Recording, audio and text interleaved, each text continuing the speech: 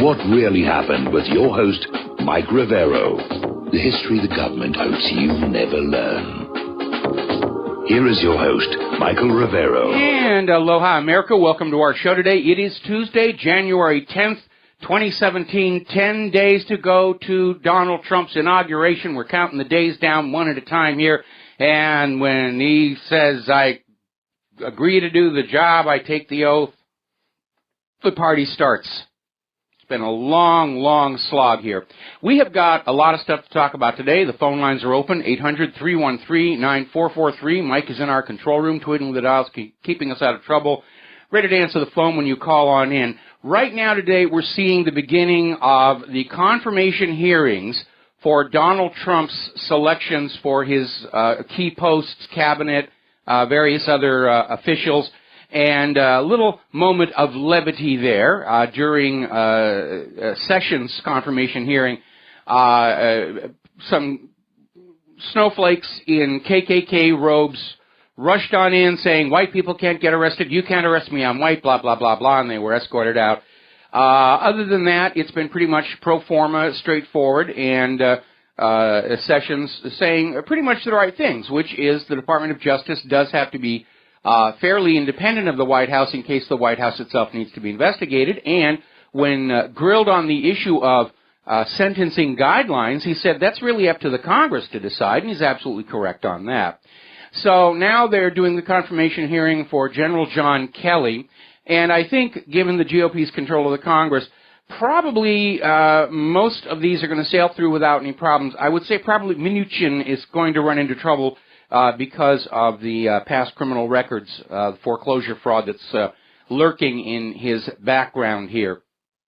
So moving on to some other detailed news here. We're still seeing the celebrities go wacko out there about, Meryl Streep, and now Barbara Streisand was out there saying, how dare Donald Trump insult Meryl Streep, and how are we going to take 4 years of this? Well, Barbara, you've got really two options. One, you can leave the country, as so many of you threatened you were going to do if Trump won the election, or you could tell Meryl Streep and the other liberalologist whiners that it is time to shut the heck up. Because we're really kind of sick and tired of all this nonsense. The reaction to the announcement that there was going to be a complete total strike of all Hollywood to deprive us of their motion pictures was met basically with a big yawn. In this day and age, Hollywood is going through a repeat of what happened right after the McCarthy scandals. The red baiting, the blacklisting that was going on when the most creative people were actually being kicked out of Hollywood and the quality of their product declined. I was going around the cable box last night and I stumbled across, apparently in 2015, they did a remake of Poltergeist. Like, why? Wasn't the first one really a convincing story? And again, with the endless bourne tedium remakes, the remake of Ben-Hur, that was an epic fail. So Hollywood, by becoming politically correct, has lost a lot of its creative soul and its creative talent. Now, there is a question being posed over at RINF.com. Is the delegitimization of Donald Trump a prelude to ousting him once he is in office? And we're hearing, of course, that Hillary and all of her people are absolutely panic-stricken, that they could be prosecuted. I'm sure that they're all hoping that come the 19th of January that Obama's going to issue blanket pardons. But there's a lot of stress coming on out there. So basically in 10 days, Trump becomes the president, Obama is out, and everybody's worried because all their past crimes and corruptions are now becoming public knowledge. And also in the public, of course, is this indignation. Why aren't these people prosecuted? Why weren't they prosecuted when they were committing these crimes? Now, the Washington Compost, which is owned by anti-Trump billionaire Jeff Bezos, has actually gone to print suggesting a constitutional coup is necessary to remove the, quote, ignoramus deadbeat, end quote, Donald Trump from office. Well, Donald Trump may be many things. Deadbeat is definitely not one of them when you consider his business success. And then the Washington Compost goes on to say Donald Trump is a one-man basket of deplorable. He's a braggart and a liar. He's a bully and a demagogue. He's an ignoramus and a deadbeat, a chiseler, and either a sincere racist or an insincere one, and his love for himself is matched only by my loathing of him. This was written by Richard Cohen for the Washington Compost. And he finishes up by saying he's about to be president of the United States. A constitutional coup may be in the offing. Well, technically, a coup does not comply with the Constitution. When you shoot somebody out of office or march in with the army and kick them out, there's nothing constitutional about that. The constitutional process has been followed. Donald Trump is the incoming president. Cohen then goes on to bemoan the fact that incoming Chief of Staff Reince Priebus is unable to moderate Trump. In other words, the Washington Compost position is Trump can't be controlled, therefore we have to get rid of him. Well, we the American people did not vote Donald Trump into office to be controlled by the same corporate entities that controlled our previous administrations. We voted Donald Trump into office so he could drain the swamp, or if he's running out of time, drone the swamp. That's going to be quicker, maybe even cheaper. Try and avoid those museums. Those are pretty cool here. We're going to take a second to do a shout-out to our on-air affiliates who are just rejoining the network. We're starting our show today, as usual, with our political analysis and commentary. Now, once again, I have bumped up to the top of WhatReallyHappened.com that timeline video showing Donald Trump did not make fun of a disabled reporter. The gestures that he was using, he used against several other people to indicate thrashing about mentally. I'm confused. I don't know. And behind that, there are videos of Obama and Bush actually making fun of disabled people. Nobody kicked up a big fuss about that. But we need to keep this timeline video out there because the corporate media is still out there pushing, oh, Donald Trump made fun of a disabled reporter. And it's nonsense. Now, Ivanka Trump is apparently going to at least be the initial first lady, or first daughter, if you will. Melania is apparently staying in New York and keeping her kids in their private schools there. Then they'll be moving down to the White House later. But Ivanka is heading on down. She's actually going to have the First Lady's office in the White House itself. She has stepped down as the head of her fashion line, and she has resigned her position on the Trump Organization and is liquidating all of her stock. So she is now free of any economic entanglements that people could say, oh, she's in there taking advantage of, you know, her political insights, and that's our job over at the Congress. Now, the final tally for Hillary Clinton's run for the White House was $1.2 billion. A lot of the people who gave her that money are now demanding to know exactly where that money went, because they had sort of assumed that with that much money behind her, plus whatever was coming out of that slush fund over at the Clinton Foundation, that she was going to secure the election. No question about it. The candidate with the most money will win the election. It's been the conventional wisdom. And now, of course, Trump supporters are out there reminding Hillary of how she tried to make a big deal about how Donald Trump lost $1 billion in a single year.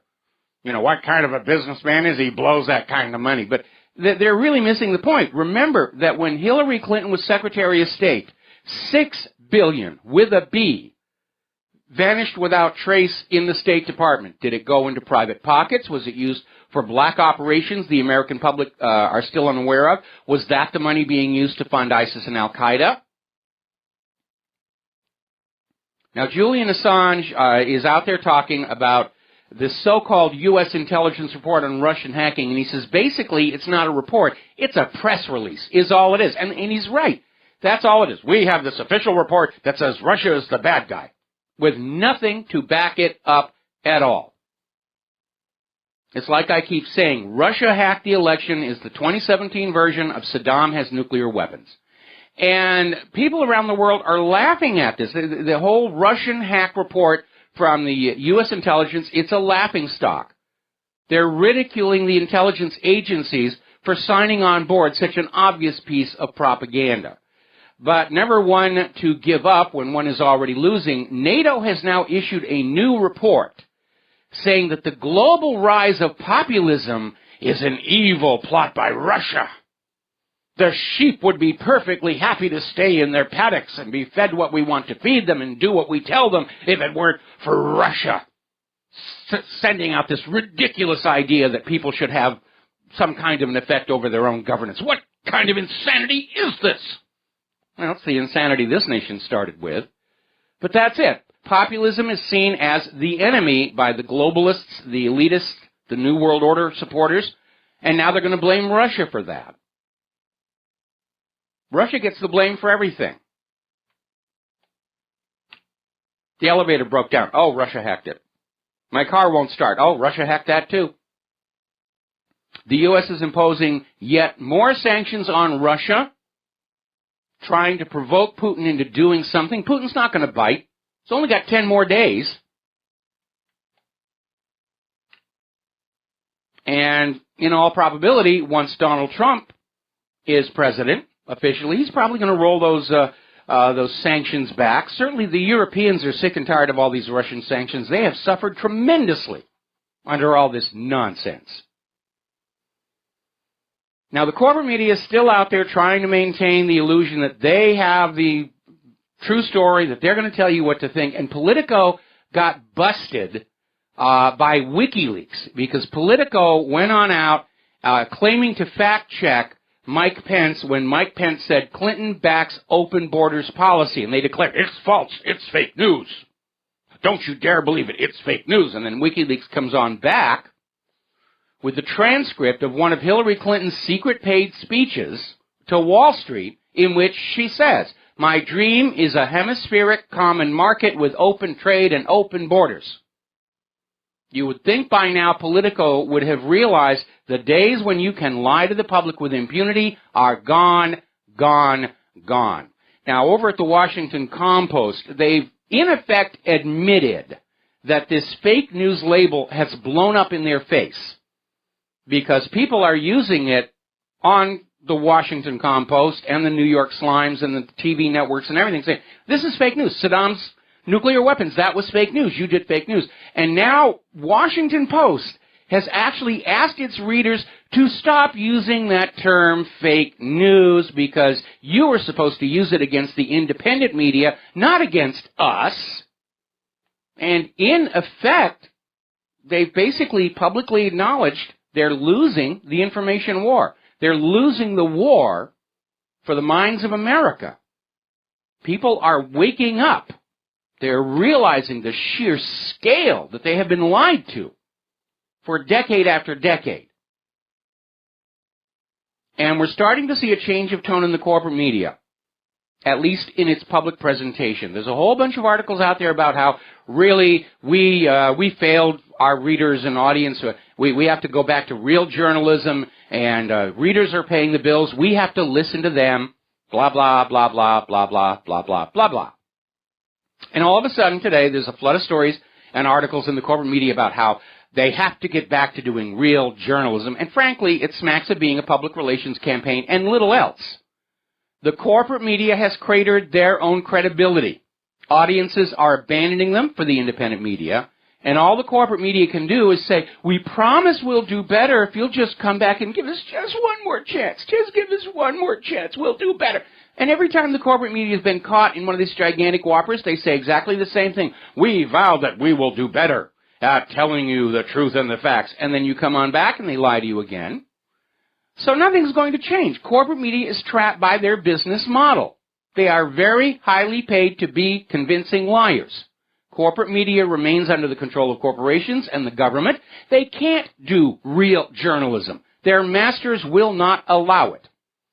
And the American public, and for that matter, the public around the entire world, realizing how many times they have been made total fools of before the eyes of the world by the corporate media and the U.S. government, are not in a forgiving mood. And we shouldn't be.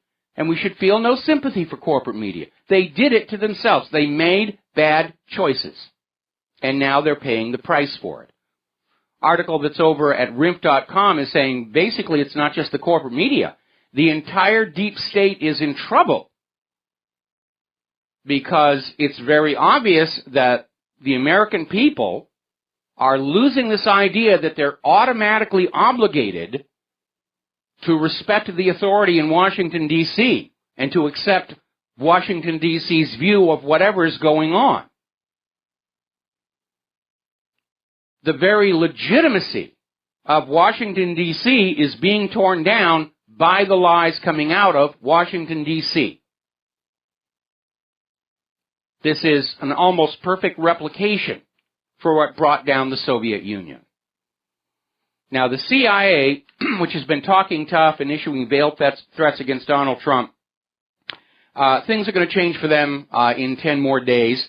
And apparently Donald Trump is reportedly very angry over this Russian hack lies and the fact that the CIA seems to have forgotten they're supposed to be the instrument of White House policy and not the author of it. So he's already announced he's going to downsize the CIA's headquarters and the Office of the Director of National Intelligence. It's not going to be a cabinet position anymore. He's going to be moving agents to foreign posts, changing the leadership.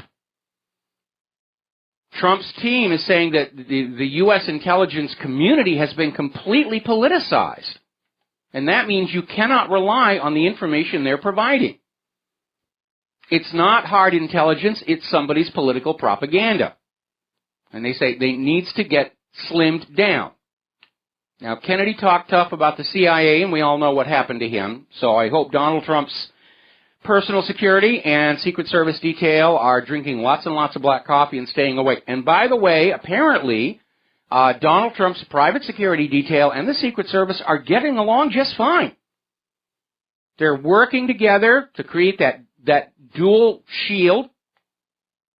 And apparently it's all going along swimmingly. I can imagine from the Secret Service point of view, after all the recent scandals and mistakes they've made, they're probably actually feeling a lot better that there's somebody out there backstopping them, just in case. Because that's got to weigh very heavily on them. What happens if I make a mistake, if I slip up? It could have devastating consequences on the entire world. Well, now you got backup behind you. Now, of course, the U.S. government, corporate media, CIA, NSA, FBI are screaming about Russia influencing the election, Russia influencing the election. There's virtually no evidence about that. Meanwhile, there is another party that regularly interferes and meddles in U.S. elections and politics all the time, and nobody in the corporate media seems to want to talk about that. And that is, of course, Israel. There's AIPAC's role in U.S. elections. Remember when Cynthia McKinney came on out and started talking about some of the dirty dealings being done in Afghanistan and the plight of the Palestinians? And AIPAC just literally poured money all over a challenger to get her out of Congress. Remember, it was Israel that was pushing for that war on Iraq, and we've got a little update on that a little bit further in the show, and attacked and damaged U.S. politicians who opposed the war in Iraq. The Israeli lobby actually boasts of its influence, its ability to get rid of U.S. congresspeople like Paul Findley and Cynthia McKinney. And then remember the book, The Israel Lobby, by John Mearsheimer and Stephen Walt. That's a good read. That should be on your must-read. And then, of course, we have billionaire Zionists like Sheldon Adelson, who are all out there donating to both sides, so no matter what the American people vote, they still get a pro-Israel leader. Remember when Harry Katz talked to the head of AIPAC in 1991? And AIPAC boasted about their negotiations with Bill Clinton for support, but only if Zionists got key cabinet positions.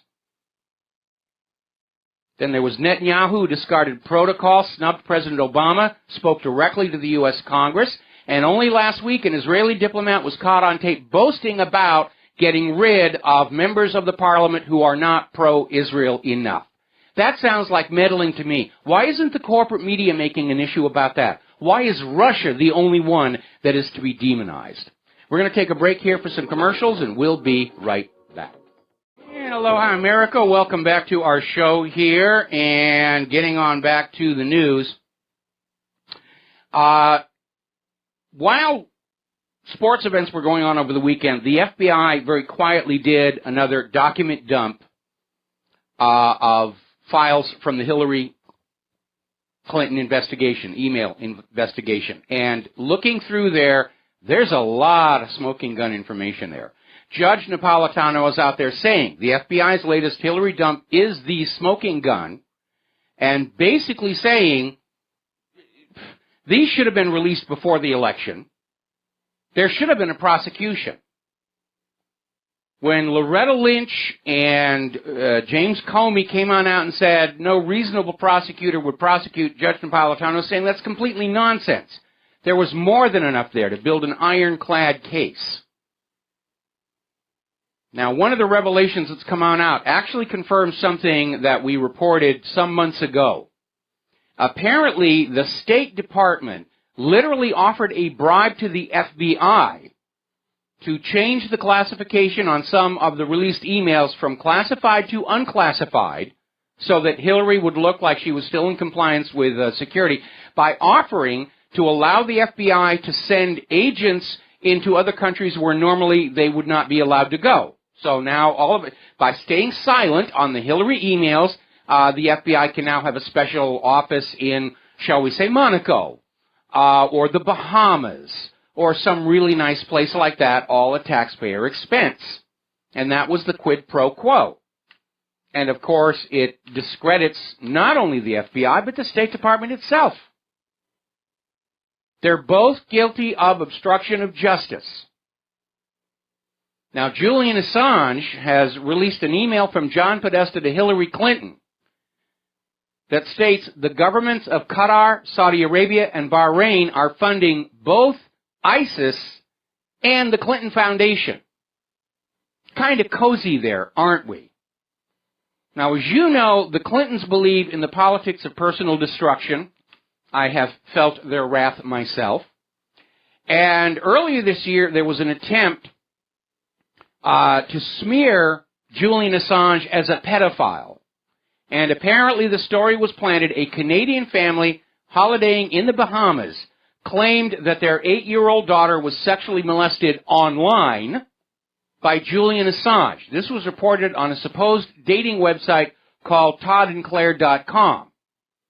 Now, Assange's legal team provided a timeline in the press release which showed that the self-claimed dating agency, toddandclaire.com, had actually approached WikiLeaks, offering $1 million for Assange to appear in a video advertisement for the dating agency. And Assange and WikiLeaks said, no, this appears to be a scam to entrap Assange into unwanted and unwarranted publicity. Now, here's where it gets juicy. WikiLeaks tracked down the address of this Todd and Claire dating website. And it turned out it's a warehouse in an industrial park. And they found out information about this dating service. It shares the address with a private intelligence corporation called Premise Data Corporation. Larry Summers, who was connected to the Clinton campaign, is on the board of directors of Premise Data Corporation, a private spy company. Set up, Julian Assange tried to frame him for pedophilia. This is how the Clintons like to play. And so, from now on, any time that you encounter anybody who has been smeared for horrendous things, just step back for a moment and say, was this another victim of the Clintons' politics of personal destruction? Because there are a lot of us out there, more than you might imagine, thousands and thousands of people whose reputations and careers have been destroyed in the furtherance of the Clintons' political ambitions. Maybe we should all get together, form a club. The I Was Smeared by the Clintons Association. We could rent a sports stadium someplace, get together for a party. Now then. When we come back from the next commercial break, we're going to be getting into the war zones. There's a lot going on out there, and amazingly enough, the corporate media understandably is focused on the confirmation hearings and is not reporting on things like, well, the U.S. B-52 that just killed 20 civilians. We'll be right back. And aloha, America. Welcome back to our show here, and we're going to talk a little bit about the wars. I'm going to take some phone calls. We've got some callers waiting on the line here. Interesting little story coming out of South Front. U.S. intensifies operations at Syria-Iraq battle space. And nobody's really sure what's going on because the U.S. is refusing to enable the transponders on their airstrikes. So nobody really knows where they're going or what they're doing. And if they're really, in fact, working against the terrorists or they're still trying to find some way to sabotage Syria and Russia. And as a matter of fact, there's a story in Blacklisted News basically saying that ISIS, Al-Qaeda, and the United States Air Force are continuing to wage war on Syria's public utilities. So they're still playing that little game. Now, in the category of post-truth corporate media, we have been hearing from the prostitutes and the correspondents that there were between 250,000 and 300,000 civilians trapped under Syrian and Russian bombardment in East Aleppo. Oh, those poor civilians, they're suffering. This is why we've got to stop Russia and the rest of it. And, of course, the corporate media never mentioned the fact that the Syria's government said, no, there's nowhere near that many, and basically said that their count was based on after they would clear the rebels out of the rebel-held areas, restored state control, they'd do a count. 1, 2, 3, 4, 5, 6. Okay, there we are. Now, another bombshell from WikiLeaks. They've released a diplomatic cable from Tel Aviv dated April 6, 2005, in which Israel acknowledges they have no evidence whatsoever that Saddam Hussein is developing weapons of mass destruction, and no evidence that the Iraq regime would ever support Al-Qaeda. Now, we were all told Saddam Hussein was supporting Al-Qaeda, even though they were actually enemies. Al-Qaeda favors theocratic rule, and Saddam Hussein had the only secular government in the region. So while we're being told by the U.S. and by Israel, oh, weapons of mass destruction, we have an internal diplomatic cable in which Israel's saying, nah, that isn't really there. But, we got to tell that to the people so they'll go on out and, kill Iraqis for us, as it were, here. And a video has surfaced in which Hillary Clinton admits the United States funded ISIS to use against Russia. And you're not going to see that in the corporate media either, that Hillary Clinton admitted in public the U.S. government created Al-Qaeda and ISIS. It's on tape. And the link to it is on the front of WhatReallyHappened.com. All right, let's take some phone calls here. Dustin in New Jersey. Aloha, Dustin. Welcome back to the show. What's on your mind today? Dustin, are you there? Hi, Mike. Yes, there you are. Yeah, hey, Mike, I want to add somebody to those wretched Barbara Streisand and Meryl Streep. Is George Clooney, Looney Clooney. He had a couple comments, too, but, he's making a movie about the white helmets. Yeah, I heard about that. And, I like Clooney. I loved him in Brother, Where Art Thou? And a lot of his work, but he's obviously got political ambitions of his own. He's sitting there thinking, well, if Reagan could do it, I can do it. And again, these are entertainers. And I even made a graphic that's on the front page of WhatReallyHappened.com to remind entertainers that they are entertainers and they are not, in fact, leaders. And we need to remember that. And certainly these entertainers need to remember that. That their upbringing and their training do not, in fact, qualify them for going on out and making judgments about our entire country. Everybody's entitled to an opinion, but when you're using your bully pulpit to push a particular agenda, you can wind up making yourself look very silly and damaging the industry behind you as well, which is what's going on. All this screaming by the Hollywood has-beens about, Trump is bad and Hillary is good and we're going to do this and we're going to throw tantrums and we're going to have a general strike. It's tarnishing the image of Hollywood itself. Not that Hollywood's image was all that shiny these days anyway. But where were these people all when Obama was in? Oh, sorry, Mike. All when Obama was in all the wars. Where were these people? They're going to try to tell me they didn't know what was going on. They knew when George Bush was lying, but they didn't know when Obama and Hillary Clinton's lying? No, they're because... all part of the same... Yeah, they're all part of the Church of Liberalology. And, they never questioned the deities. And, and it really is a cult. Hillary Clinton literally ran her campaign as a personality cult. and these Hollywood celebrities got suckered on in, just like so many of them have been suckered in by the Scientologists, and they want to believe they're making the world better, no matter what ridiculous things they're doing. Hey, Mike, I didn't watch the confirmations. I can't sit through that. But, who was also in that crowd was Code Stinko. Sorry? Code Stink? Oh, yes. I'm sorry, I didn't get the reference there. They're Code Stink.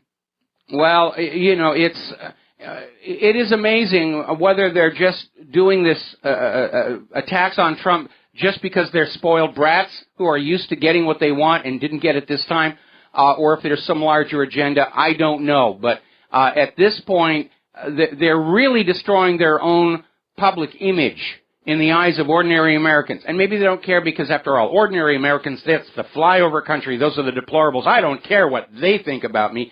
And you ought to, because those deplorables and those flyover Americans are the ones who buy the movie tickets and rent the pay-per-views and buy the DVDs and the Blu-rays, and you don't want to alienate them.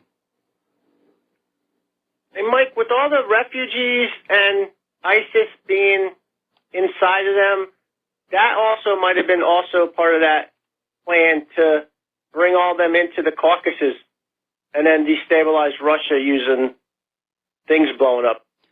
That could also would have been part of the agenda if Syria was taken. Well, it was part of the agenda, but Putin kind of picked up on it and wound up kicking out all of these non-governmental organizations that Soros is funding. They've all been banned in Russia now. More and more countries are following suit, because they're now recognizing that these are not charitable organizations, they're not beneficial, that they are, in fact, privatized, covert overthrow machines, and more countries are saying to Soros, you get out of here. You take your NGOs and get on out. And I think this is a larger agenda, because how all the military equipment we're sending over to Poland, how long can those vehicles stay there? This is not an exercise either, but I think there's a larger agenda going, and they're going to try to get something going sooner rather than later. There's definitely a faction within the U.S. government that wants an actual real war with Russia. Its public faces are John McCain and Lindsey Graham. Right now we are massing forces on the border with Russia. Tanks, personnel, missiles, rockets, heavy artillery, aviation assets. We're massing on their border, and Putin knows it. But Putin only has to resist provocations and false flags for the next 10 days.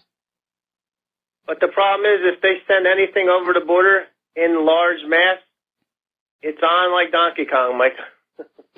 Well, it's kind of a question of looking at the terrain. Just how far could those NATO forces get in just 10 days? And Putin might actually if they go through Ukraine. That's what the jump with Ukraine. Ukraine is a very, very tricky place. I'm sure they're all looking at the folder gap right now. But the question is, could they really get that far into Russia in just 10 days? Putin might just say, everybody pull back, let them get lost in the swamps and the ice and snow, because right now that invasion route to Moscow is turning out to be as cold and icy as the winter that defeated Napoleon and the winter that defeated Adolf Hitler. NATO could be walking into an epic, epic defeat.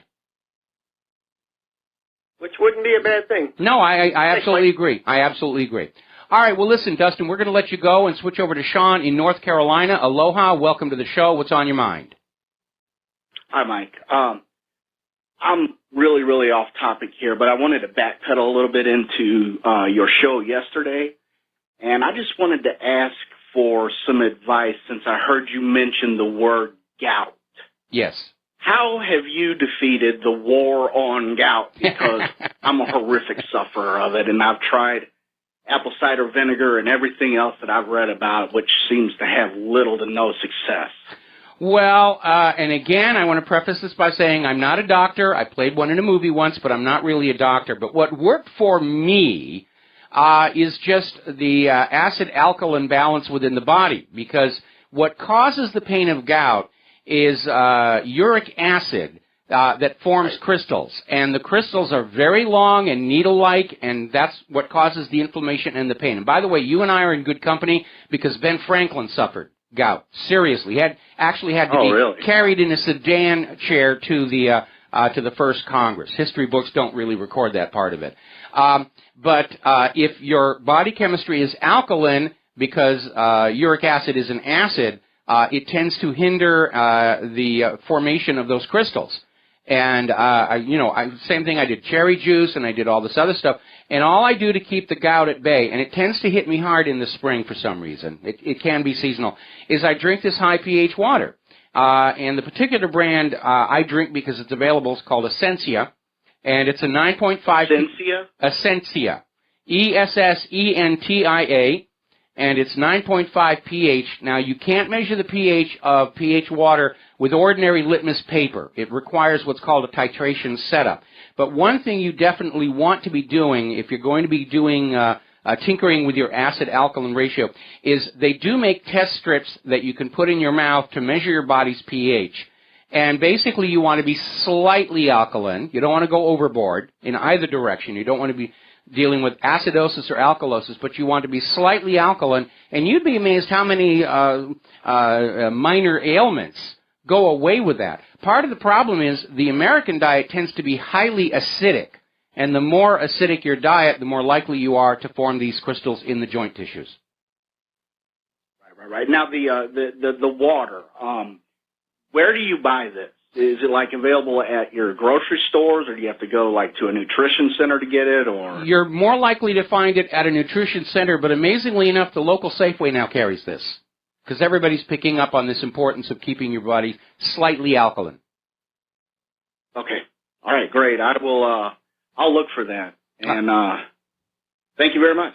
All right, you're welcome. And, of course, to avoid foods with purines and all the rest of that. You've probably been down that list already. But that's what works for me, okay? All right. Good, or you're going to be in pain. Yes. All right. Well, thank you very much. We're going to let you go and switch over to Ken in Fort Worth. Aloha, Ken. Welcome to the show. What's on your mind? Howdy, howdy. Hey, Mike, have you ever read the Republican Party platform of Texas? Looked at it? No, I haven't. Oh, what time you do? Okay, well... Constitution Convention, no abortion. It's a good platform. People should look at it. Well, give us a couple of highlights. No Constitution Convention, no abortion. I'm trying to think what else is in there. You can Google it right now and read it if you want to, All right, well, I'll take a look at that. I'll take a look at that later on in the day, and I can already tell you, again, especially on the issue of abortion, it is a very, very complex issue. I don't like it because of personal experience during my first marriage, but I understand there are times when it's necessary. I don't think it should be made available as after-the-fact birth control for women who don't want to be that kind of girl and have birth control with them and then they get caught. Okay? Anyway. All right, take a look and I'll talk to you later. All right, I'll take a look at that. Now then, getting on back to the war zones, former Pentagon official Michael Maloof was in an interview with Press TV basically saying it is the United States that is escalating the crisis on the Korean Peninsula. And the military exercises in the region are a provocation, avoiding any kind of cooperation with the regional powers, like Russia and China. Now remember, it was only a few short years ago that North and South Korea were talking about reunification the way Germany had done. And then the U.S. goes on in there and starts whispering in people's ears and just trying to keep up the divide. Because if the U.S. is going to start a war with China, North Korea is their back door. Just like when Roosevelt wanted to get the U.S. into the war against Nazi Germany, Japan's attack on Pearl Harbor was his back door. That's how they play these little things. All right, we're going to take a phone call from Bob in Pennsylvania. Aloha, Bob. Welcome to the show. What's on your mind? Hello, sir. Yeah, I called a while ago. I really can't donate right now, but I'm working on it. I'm gonna start training on a job next week, and I'll be doing something there, so I'll be able to donate a little bit. I appreciate it. My question today was, I'm sorry? I said I appreciate it. Oh, yeah, no problem. I mean, you're really filling us in with a lot of good stuff. I mean, you're putting pieces and puzzles that I've had, most of my life, and all of a sudden it's a complete picture. But anyway, the recession. We're headed for a recession, and I can't even get you online. My computer's stalling. Something's going on. I don't know what it is. So all I heard was the little bitsy before I got you on the phone. I'll have to watch it on YouTube. Can you give like kind of a timeline of like, what happens in a recession, and like how long does it take to come out of it? And my second question is, my kids inherited some money and it's in the bank. Should I take that money out and leave it in their rooms? I mean, is it safer that way? Well, I don't really know, but I know something's going to happen. I mean, the way you've been talking, all this stuff is just so massive. I don't understand how it's going to stand on its own legs anymore. Well, first of all, you need to understand recession is just the latest euphemistic word for what back in the 1930s they called a depression. They keep changing the word to try and escape the negative associations from the past. That's why the Third Bank of the United States was called the Federal Reserve instead of Third Bank of the United States, because anybody who knew history knew what a disaster the First and Second Banks of the United States had been. So we're going to call it the Federal Reserve and fool people into thinking we're part of the government, which it isn't. The Federal Reserve is no more federal than Federal Express. Now, as far as the recession, I think we have been in one continuously since 2008, and yes, it looks like it's going to get a lot worse. As far as figuring out the timeline for all of this, the problem with trying to prognosticate anything with the economy is the fact that the financial firms on Wall Street and the government are constantly changing the rules. Anybody who's trying to predict what's going to happen in the near future, they're making those predictions on the basis of how the system works today in the face of somebody who's changing the rules all the time. Okay, now don't go away. I'm going to come right back to you after these commercials, and we'll finish this discussion. I'm Erica. Welcome back to the show. We're talking with Bob in Pennsylvania about the recession. And the problem is that anytime somebody out here in the real world makes a forecast about what the economy is going to do, it's based on how the system works at this moment. But the Wall Street firms, first of all, they're engaging in massive fraud, and the government can change the rules at the stroke of a pen. I'm pretty sure that people who were trying to predict where the economy was going a few years ago didn't even entertain the possibility of negative interest rates on savings accounts. And so it's really very hard to come up with something reliable. What we do know for a certainty is that global debt is soaring out of control because of those private central banks issuing all the public currencies alone at interest, which is a mechanism that by design produces more debt than money with which to pay the debt, to keep us all debt slaves and eventually result in all the hard assets being in the bankers' pockets. That's the scam of private central banking. Now, as far as your children and their wealth, first of all, you might want to make sure that you don't have a negative interest rate on the bank account where their money currently is. I don't know how much you're talking about there, but if it is a significant sum, I would strongly suggest you talk to a financial planner who's familiar with the laws of your state where you live in terms of ways of investing it and sheltering it, and certainly I would strongly recommend that at least some of that be converted into... It's only about $10,000. Okay, then a financial planner is not going to be interested. If I were in your place, I'd be thinking about starting to convert that into gold coins and bars, and maybe buy yourself a floor safe in your home to keep it. And not tell any of your friends and neighbors that that's what you're doing, because then you open yourself up as a target. Okay?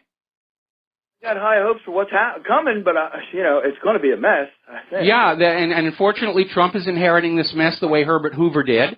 And I don't, short of literally resetting the system and writing off all the debt, a modern-day jubilee, and the nationalization of all these private central banks, I don't see any way to avoid it. It's built into the system. If you look at the inevitable conclusions of that article on the 11th marble, it has to come down somewhere, somehow. In the past, when a nation enslaved to a private central bank collapsed, all the other nations enslaved to private central banks would pour the money in to restart the system, to restart the scam over and over.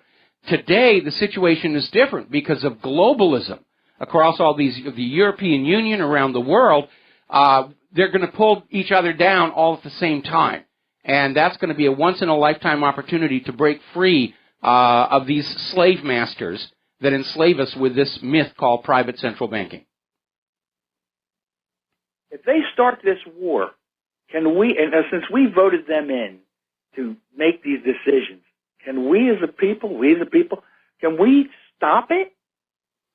We have to do a mass movement to say, stop the war? Yes, we would. And we did in Vietnam. You know, Johnson used to say when he looked out on the mall and saw millions of Americans, that was the day he realized they'd lost Vietnam. And maybe if we lose Syria, that's going to derail this rush to a new world war. But we got some very crazy people in power. Thank you for the call, Bob. I'm going to let you go here. Got to take a quick break for station identification. We'll be back with hour number 2. Aloha, America. Welcome back to our show. Hour number 2. The phone lines are open, 800-313-9443.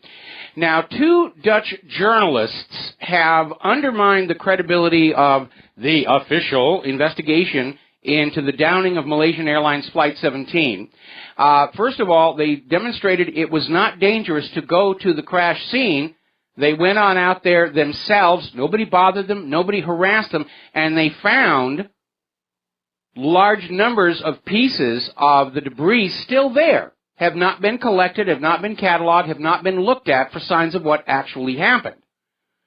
Now, nobody bothered them when they were in Ukraine, but on returning home, the Dutch police confiscated everything the reporters collected there and took their cell phones and laptops. This reeks of cover-up. How dare you question the official story that Vladimir Putin shot down Flight 17 with his bear rifle? That's the official story, and that makes it so. Anyway, a lot of strange deaths going on here. We were talking about the Russian consul has been found dead. They're still trying to figure out whether he was poisoned or it was natural causes. And apparently the son of former Polish President Lech Walesa has been found dead in his home by a member of the staff. They're saying at this point natural character, natural causes, in other words. But still, a lot of people dying right now. Now, getting on to the economy, things are really very, very bad. The European Union, as a whole, is being forced to borrow billions and billions of dollars. I sound like Carl Sagan now. Billions and billions of dollars pouring into Greece, to the black hole, and to fund the Greek rescue. Because the instant any member nation of the European Union goes down, it'll drag all the rest with it. But this really isn't a solution. What they're doing is Greece has an overdue credit card bill, and the European Union is going out and getting another credit card and putting the debt on that. That's not a solution. And the bank debt is absorbing so much of the gross domestic product of all those nations, there's no money left to try and restart business to make money the old-fashioned way.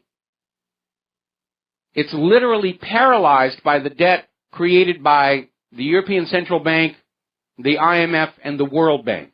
And all they're doing is trying to spread the debt around to try and avoid a crash, but sooner or later, it's going to overwhelm. Citi has now downgraded Goldman Sachs to sell on its current valuation. That's a bit of a shock to a lot of people. I think we're all running around here imagining that Goldman Sachs and Lloyd Blankfein are just rolling in the money and they're incredibly rich, but apparently some of their recent missteps have come back to haunt them. And they're not seen as being as valuable as once they were. And that's why Citi is saying maybe time to be getting out of there. Now, down in Mexico, and I'm surprised this is not on the corporate media, or maybe they just don't want us serfs getting uppity ideas here. Major riots all across the country. The Mexican government, which is cash-strapped like everybody else, has ended subsidies for gasoline, which resulted in a 20% increase in the price of gasoline. This has triggered riots and protests all across Mexico. In some places, The rioters and protesters have succeeded in driving the government out of government buildings and taking them over. So that's getting very tense down there. Right now, there are 10.7 million more American people on food stamps than when Obama took office. That's a jump of 32%. 32% since Obama took office. So his claims to be president during the recovery are a joke. There hasn't been a recovery. The economy has been trending downward, sometimes fast, sometimes slow, but still trending downward ever since that mortgage-backed security fraud of 2008. And the reason it's still trending down is because the financial centers are still engaging in fraud. Some of them are openly saying if we weren't committing fraud, we couldn't stay in business. But they continue to do it because they know nothing will happen to them. Walmart, iconic store, is going to be cutting more jobs before the end of January. And we're not talking about the seasonal Christmas hires. We're talking about supposedly long-term jobs. And they're having to let people go because their Christmas shopping season wasn't very good at all. The big corporations, big retailers are in trouble. Now, interestingly enough, this has actually triggered a surge of optimism among people who favor small businesses. And I'm sure Trump's election victory had something to do with that as well. Because certainly for the last 8 years, people who try and start and operate small businesses have been feeling like they're being ganged up on by the government, which clearly favored the large corporations. But small businesses have their places in society. For one thing, small businesses, prior to the 2008 meltdown, small businesses were responsible for 60% of new job creation. So we need to bring them back. We're going to do a shout-out now to our on-air affiliates who are rejoining our network. We're talking about the economic news here. And we may see a new surge of small businesses, especially as some of these large retailers close, and there's nothing left. A lot of people were very concerned about the big box stores like Walmart that would come into a small town, have the great prices, and all the small retailers, the town store, would go out of business. Well, now Walmart is downsizing. Sears is closing hundreds of stores, mostly Kmart's. Macy's is closing stores. It's a golden opportunity for people in towns to start setting up a small little store again that serves their community and its needs, as opposed to a big giant store that's selling you what some executive 4 time zones away decided they could get the best deal on. I think that might be a very, very good thing. Certainly on the island of Oahu, it's been a serious, serious problem with all the small little providers of computer parts and repairs and everything all being driven out of business. We're now forced to go over to Geek Squad and Best Buy. Now they're in trouble, along with the revelation that the FBI is paying the technicians at Geek Squad to scan every device that comes on in for a repair for evidence of criminal activity. Now, over at taxprofessortypepad.com, there's an interesting article, and it speaks to the fact that education oversells itself. And in this particular case, they're talking about law school. People are lured into college with the promise that a college degree will get them a high-paying job, they'll pay off those student loans in just a few years, and life will be grand. And it hasn't been happening. And we have a huge problem of young people with useless college degrees just buried under huge piles of unpaid student loan debt, and that looks like that's bubbling up at the same time. So this article came on out and said, what happened to the law school class of 2010? Because when you're growing up, everyone says, oh, you should be a lawyer. You'll be rich if you're a lawyer. There's always a need for lawyers.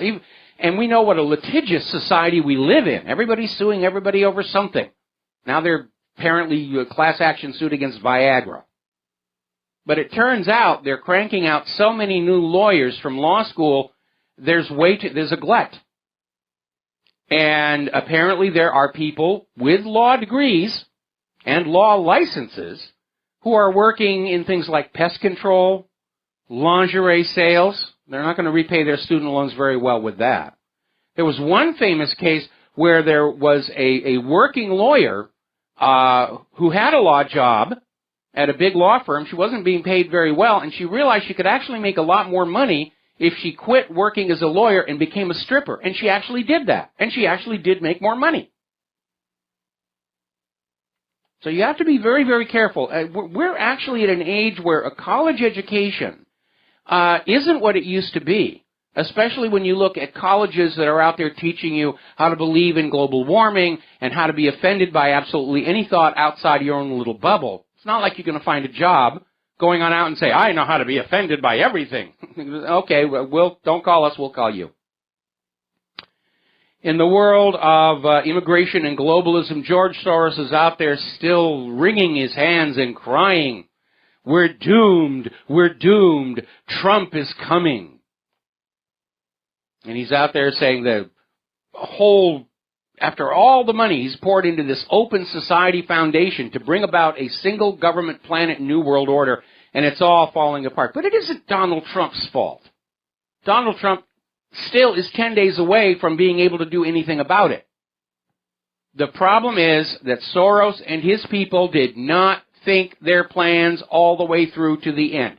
Good example here. As you know, these refugees and immigrants are pouring into Europe, the European Union, all over. It's causing all kinds of problems, mass rapes and everything. And they're straining the current infrastructure, which is not being expanded to keep up with the dramatic growth in population.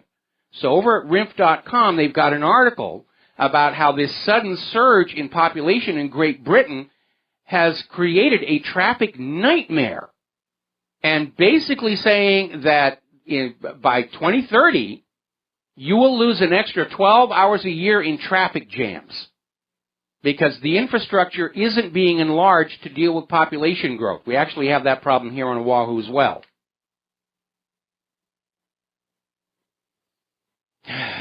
They didn't think it through. It sounded really good at the conventions and this symposium, and we're going to do this and we're going to do that, and it'll be wonderful. And they didn't think it all the way through. And that has unfortunately become a hallmark of so much thinking by the elites. They're convinced everything that they're going to do is going to work. And there's disaster in the offering there. I mean, the road to hell is lined with good intentions and littered with sloppy analysis, is really what it comes down to. Speaking of sloppy analysis, oh my goodness. Apparently, this article is coming out of Investment Watch blog. 2 guys tried to rob a gun store. I guess they must be graduates of Common Core. To nobody's surprise, the clerk at the gun store was carrying and shot them. I mean, that's just amazing here. Now then, on a more serious note, a lot of people in some states where the rules are like this are finding that if they get arrested for a crime and are basically exonerated, found not guilty, and let go, it can still be a disaster because they still have to pay court fees, procedural fees, and it can bankrupt a family who have done nothing wrong with it. Now, the Supreme Court is starting to take a look at this, and they're specifically targeting Colorado's laws, where if you are arrested wrongfully and you are later found not guilty and released, Colorado still expects you to pay all these fees, these costs. Well, it cost us money to put you in jail. Yeah, but you shouldn't have put me in jail. Well, that's completely beside. Well, you know, you were in jail. You have to pay for that. And the Supreme Court is taking a look at that and saying it really is a violation of due process. Because if you're actually guilty, that's one thing. But if you are an innocent person wrongfully arrested, why should you be penalized for that? I mean, if anything, you should be compensated for your lost time. Miss a couple of days at work, that can end a job for a lot of people. Along with the damage to your reputation. Oh, they got arrested for littering or something. So in addition to forgiving all those court costs and everything like that, the victims of wrongful arrest ought to be compensated for their lost time, lost productivity, and enough money to actually go on out and publicly repair their reputation. Take out ads in the paper, wrongfully arrested, exonerated, not guilty. That would be fair. That would be justice here. Now, as you know, we have been talking for quite some time about the out-of-control problem of civil asset forfeiture. Now, civil asset forfeiture was originally designed to allow the government to strip the wealth from people like drug dealers and racketeers in order to basically remove that wealth from them so that they couldn't just park it in a bank someplace, serve out their jail time, come out of jail, and have a fortune to retire on. But too many police departments have seized on the laws of civil forfeiture to just take things from ordinary law-abiding people on the suspicion that it may have come from illicit activity. And because the legal actions are against objects and not people, the civil protections of the Bill of Rights do not apply. It's a return to Code Napoleon. The police take a couple of $1,000s from you because they think maybe it came from drug activity. The burden is on you to go to court and prove that you acquired that money honestly. Now, police departments have gotten into the habit of going to the people that they've taken the money from and say, look, we'll make you a deal. We'll give you back half of what we took from you, and you drop all the lawsuits. And don't publicly talk about this. And most people will go for that because they need the money. I knew a guy here on Oahu had a gardening store, emphasis on the past tense, was on his way to a flower and plant show with a lot of cash in his pocket because it's a cash and carry business. And the cops took his money. And he couldn't buy inventory, and he went out of business. So, over here we have Chuck Canterbury, who is the president of the Fraternal Order of Police, which is the National Police Union. And in an editorial over at the Daily Caller, Chuck Canterbury is saying that this abuse of civil forfeiture by the police, that's fake news. You shouldn't believe that at all. The police would never, ever do anything like that. That if we're taking money and property from people, they obviously had to have done something wrong, and you should just take our word for it. Meanwhile, former Chicago Police Superintendent Gary McCarthy says that Black Lives Matter is to blame for the rise in violent crime. And basically saying the protests in cities like Baltimore, Ferguson, Charlotte, North Carolina, are manufacturing a political atmosphere of anti-police sentiment. And they are, except that they're playing on fertile ground because there has been a lot of police brutality. It's a complicated issue. The police are not totally innocent. And he's probably responding to that horrible video that came out of Chicago of these 4 black kids torturing a mentally challenged white kid for almost 2 days. And the liberal corporate media is still out there saying, well, really, they're victims of society. It's all of our fault. No, it isn't. They grabbed this kid, tied him up, put him in a room, threatened him with a knife.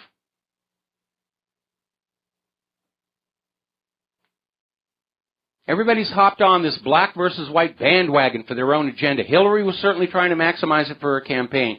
Now, over at Georgetown, there's a professor, Michael Eric Dyson, who was saying that white people should have an individual reparations account assigned to them into which they'll make donations to black institutions and individuals as a form of reparations for slavery. Now, a couple of problems with that. First of all, I've never owned a slave. I don't know anybody who's ever owned a slave. I don't know any black people who've ever actually been a slave themselves other than the common slavery we are all sharing under that 1040 form. Now, in my case, my family, leading up to the Civil War, ran a station on the Underground Railroad helping escaped slaves get to Canada. Because under New Hampshire law at the time, while slavery was not legal within New Hampshire itself, escaped slaves were still considered property of the antebellum plantations and, if caught, would be returned. And the Underground Railroad rose to deal with that, just smuggling the escaped slaves up to Canada. Now, can you imagine what would happen if I went up into Canada today and knocked on the doors of the descendants of those slaves my ancestors helped escape and said, you owe me money for services rendered? They would laugh me off the porch, and rightly so. We have to get rid of this idea that we bear responsibility for events outside our direct control and influence. I'm not responsible for what happened in the Deep South prior to the Civil War. I wasn't alive then. And I will not accept responsibility for that. If you want reparations, go dig up those former slave owners and hand them a bill. You're probably not going to get much reimbursement there, but that's where you have to put the blame. This idea of collective guilt or inherited guilt, that's another propaganda tool to brainwash you into going along with more nonsense. We'll be right back. Aloha, America. Welcome back to our show here. We're going to talk a little bit about human-caused global warming because it just is not happening. Right now, there is snow along the southern Mediterranean beaches, meaning Africa. The canals in Venice, Italy have frozen. The Old Farmer's Almanac was absolutely right, and NASA, NOAA, and Al Gore and the corporate media were all wrong. Somebody posted a video from a drone of a lake completely frozen over in Greece. Now, to show you how these carbon Nazis operate, it's very instructive here. In the summer of 2015, scientists, and I use the term loosely, from the National Oceanic and Atmospheric Administration published a scientific paper basically saying that there was no pause in global warming, the oceans are heating up, and sea levels are rising. Now, because there is such a huge body of contradictory evidence out there, the House Committee on Science, Space, and Technology, led by Texas Republican Lamar Smith, filed a subpoena for the NOAA scientists' emails and raw data, accusing them of altering data for political ends, which they have been caught doing time and time again. NOAA has refused the subpoena. And instead, what they did is they went on out to the University of California at Berkeley, and they got one of their climatologists who's funded very heavily to prove humans are warming the planet, Zeke Housefather, who basically came on out and wrote a report saying, yes, NOAA is right, there's been no pause, the oceans are warming and sea levels are rising, and you don't need to see the raw data because we have lots and lots of scientists to throw at you. And you should believe the scientists because we have white laboratory coats, and we have clipboards, and we have all of these things that are designed to make you think that we know what we're talking about. And in an act of utter desperation, story coming out of BuzzFeed, they're dragging out the polar bears again. Climate change will kill off the polar bear, feds warn. Oh, my goodness. Rising global temperatures are the biggest threat to the polar bear populations and to the Arctic sea ice on which the mammals depend. Well, the sea ice is always moving back and forth, and the bears move with it. If there isn't a lot of ice, they go on the ground. And they did this back in the 1990s. They were screaming about the polar bears are hovering at the edge of extinction. And they had a lot of hoax photos. They showed this polar bear clinging to this little bit of ice and saying, see, this is, we're losing this. It turned out the photo was taken in the summer when ice is supposed to melt. And a little fact that the carbon Nazis keep forgetting to mention is the fact that polar bears swim very well. They can swim 60 miles. They can float while asleep because the hair in their fur actually is hollow in the middle, which makes it a more effective insulator, and that trapped air pocket makes it buoyant. They can literally sleep on the ocean without drowning. They were claiming back in the 1990s they're on the verge of extinction. Then it came on out. They were just making up the numbers about polar bear population. And the reality is polar bears have gained in population despite human-caused global warming, to the point where in a lot of areas they're now considered pest animals. Now, raising the ante on that, up in Canada, apparently Calgary's Liberal Member of Parliament, Kent Hare, is out there saying he's proud to pay more for gas as the carbon tax hits Albertans. Yes, I'm proud to be paying more money for less product. That's what makes Canada great. Now, Canada's economy is not really doing very good. They've got record high unemployment in Alberta, and this Member of Parliament is out there saying, sure, we're going to pay more for gas. might want to look 2 borders down at what's going on in Mexico before you make statements like that anymore.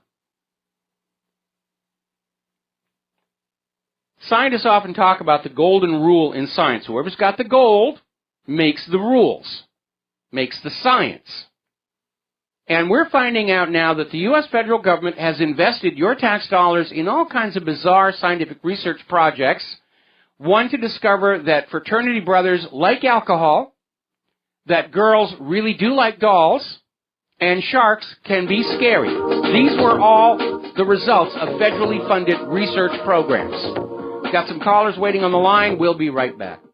And aloha, America. Welcome back to the show here. And before we take the phone calls, I want to follow up on that story that we went into the break with about some of these ridiculous research programs. You know, do fraternities like alcohol? Do girls really like dolls? And so forth and so on. There have been some other bizarre ones out there, a research program on the effect of alcohol in the bordellos in some foreign city or everything. And there's something that you need to understand, because science in this country is highly politicized. Very often, a federal grant for a bizarre, ridiculous, useless research project is a form of payback for political support. And certainly one of the clearest examples of that is that those scientists who are willing to say, I can prove humans are warming the world, they're getting huge amounts of grant money to work with. And scientists who stand up and say, wait a minute, the facts on the ground don't match this up, their funding gets cut.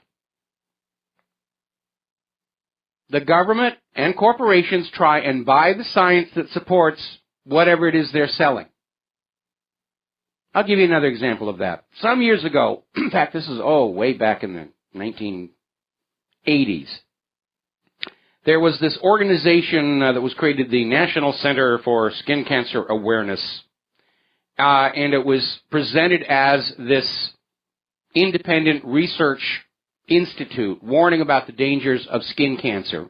But inevitably, every recommendation that came on out was to buy and slather on sun-tanning products. They never talked about large floppy hats or just putting on any kind of a cover-up, any kind of a shawl or something to protect yourself from the sun. No, just the tanning oil will do it. And it eventually came on out that this entire National Center for Skin Cancer Awareness was funded by the Coppertone people. That's how these things come about. All right, let's grab some phone calls. Mark in Philadelphia, aloha, welcome to the show. What's on your mind? Hello, Michael. On the subject of, I'm going to bring up the Civil War here, but what I'm really bringing up is heritage. It's interesting that these other groups, they want us to remember the keen details of their heritage, but they want us, the rest of us, to forget ours.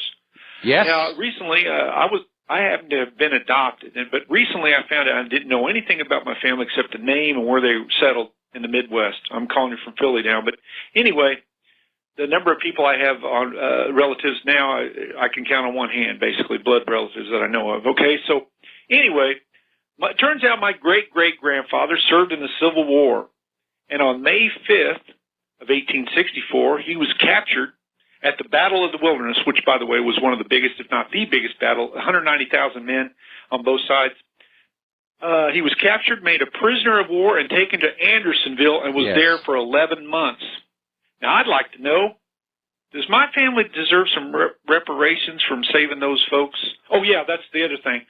He was German, full-blooded German, which also happens to be, well, some people say that's white. So there you go. So when these folks, these other folks who struggled or who suffered so much then, want to lay claim that my family had anything to do with their suffering, absolutely not. And I think my family's due some reparations on that one. I've got another one for you. Turns out that my father and my grandfather, my natural blood, they both served in Europe during World War II. So, but we keep sending, and that was all about saving those people over there. What was that?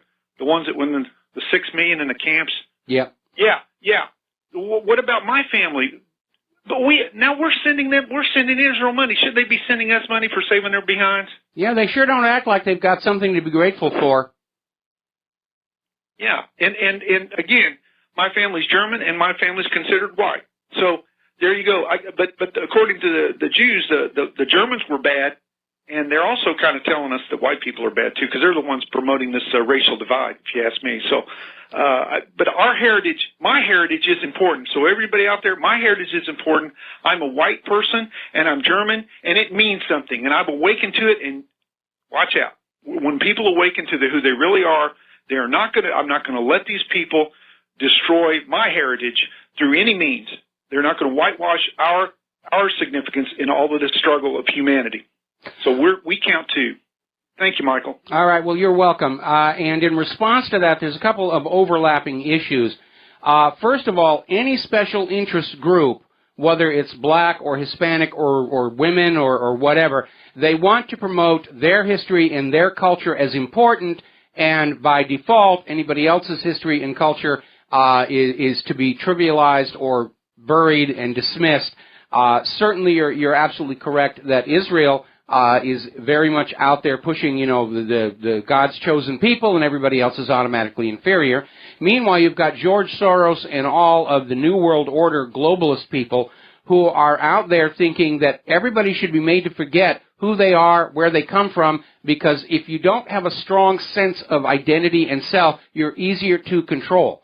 Now, I have the opposite position. I think everybody should learn everything they can about who they are, who their ancestors were, what their family history was, what their place in history was. Most people who are descended from famous individuals in history don't know it. And you should. And you shouldn't walk around saying you should be kind to me because I'm descended from Josiah Bartlett, but it makes an interesting thing. I have a resonance with the Declaration of Independence because one of my ancestors signed it. That's an important point. It's an anchoring issue for me. It's part of who I am, and it makes it hard for somebody else to come on in and say, well, you're actually really this and that. No. I'm a descendant of Josiah Bartlett. I'm a descendant from people who ran the underground, ran a station on the Underground Railroad. You're not going to tell me I'm a white oppressor and a slaveholder and the rest of it. I know better. It's my family and my history. And that's why you have to fight for your identity. This idea of trying to ban the Confederate flag or any other flags or anything, that's part of this global assault on our sense of self, our sense of identity, to make us easier to control. And you're right, it does seem to overlap a lot on white people. Like we're this generation's scapegoat race. Oh, everything's the fault of the white people, and we've had all these liberal buttercups all over the media lately talking literally about genocide against the whites. Get rid of the straight white males, and everything will be just fine. And I'll tell you how ridiculous it's getting. Over at the University of London, students are demanding the removal of Plato, Aristotle, Voltaire, and Kant be removed from the syllabus for philosophy. Why? Is their philosophy bad? No, it's brilliant. But they're white. We don't want to learn anything white people have to say. And Plato and Aristotle and Voltaire are considered the foundation of modern philosophy. They're not perfect. Aristotle kind of blew it on this Earth moving around the sun thing, but I'm willing to overlook that in the view of all of his other great intellectual accomplishments. But when you have the students saying, I want to be taught philosophy, but exclude the top philosophers because they're the wrong skin color, that's racism in reverse. And folks, you do not cure racism by being racist in reverse. You cure racism by saying, race is no longer a factor. I'm studying Plato and Aristotle and Voltaire because they know what they're talking about, except for the Earth moving around the sun. But this idea of trying to reshape the world by political agenda and ideology is ridiculous. Okay, we're going to go back to the phones here. Jerry in Oregon, aloha, welcome to the show. What's on your mind? Excuse me, that's Terry, Mike, but I wanted to get your opinion that Netanyahu was upset with Trump for saying he was going to ban Muslims from the United States. And his statement was, in Israel, we respect all races and religions. And meanwhile, they don't allow any refugees that are Muslim in their country. They built walls, and they also have ethnic cleansing program going on with Muslims. And he's got the nerve to tell the United States that they should accept Muslims. Are you aware of that? Yeah, I'm aware of that. I mean, basically, Israel wants America to accept the Muslims, so there's less pressure on Israel to accept the Muslims. And you're right, Netanyahu is lying through his teeth, but then that's what he always does. And like the rest of the world leadership and the corporate media, he's out there saying, why don't they believe me anymore? Because we got you lying so many times. Well, I think there's a conspiracy to have every country in the world, this might be far out to you, but become chocolate. And that way the Israelis will be the whitest people on earth, the New World Order people, and everybody else will be inferior to that. And well, that would be very, very risky with the demonization of white people going on right now, because you get a chocolate world looking at Israel and saying, oh, they're white, we need to rebel against them. That really doesn't work out. But I think it's not a question of chocolate versus white. It's a question of Israel wanting to preserve the purity of its bloodlines while turning everybody else into a mutt. So that people are saying, I'm not sure who I am, please, you tell me where my place in the world is going to be. Well, people are going to be a lot easier to control that way. That's exactly right. Because they're creating strife, and you'll be, focused on the Muslims and not focused on what the New World Order is doing to you, your country. So the first thing is introduce something, and then create conflict, then come up with a solution. And then the solution is more oppression and more violations of your Fourth Amendment, where they're looking at every aspect of your life so they can control you more. Well, I mean, Israel's lobbies in the United States are openly hostile to the Bill of Rights. They don't think that there should be freedom of speech because they want to be able to have this situation where they will put out a piece of propaganda and it will be believed and the propaganda will serve Israel. And they've been very effective at it. If you are building your understanding of Israel and Palestine solely on what you see in corporate media, you're going to think Israel is just wonderful and they're poor innocent victims of the evil Palestinians. Over the years, Israel's told some real whoppers. Like Golda Meir was out there saying there was never any such thing as Palestine. They just made it up to be an annoyance to Israel. And yet we have maps and coins and other historical artifacts showing that Palestine has been around since biblical times. But again, it's the big lie. And believe it or not, Adolf Hitler in Mein Kampf, when he spoke about that big lie, he wasn't advocating its use. He was warning people against it. And the claim that Hitler was advocating the use of the big lie is another big lie we've all been told. And the publication of Mein Kampf is now legal again in Germany, and it's already a runaway bestseller. Well, is it true in Germany it's against the law to do the Nazi salute, and yes. If you deny the Holocaust, you can go to jail? Yes. And again, something you need to keep in mind. The truth does not need law to protect it. Truth survives examination and questioning. Only lies and liars resort to the courts and the force of law to protect the lies. Right. And Ernst Zundel is a classic case. When he was looking at his trial for denying the Holocaust, the judge literally said, I don't care if everything you say is absolutely true, it is still against the law to say it. And that basically tells you it's a dictatorship. You will believe what we tell you to believe. Don't you dare question. Don't you dare look at the facts for yourself. Don't you dare look at the snow and ice. Just believe us when we tell you the Arctic is melting, the polar bears are drowning, the world is broiling, and you must pay a carbon tax. Well, we might have that deal over here someday where it's, you can't do a Nazi salute and you can't deny the Holocaust.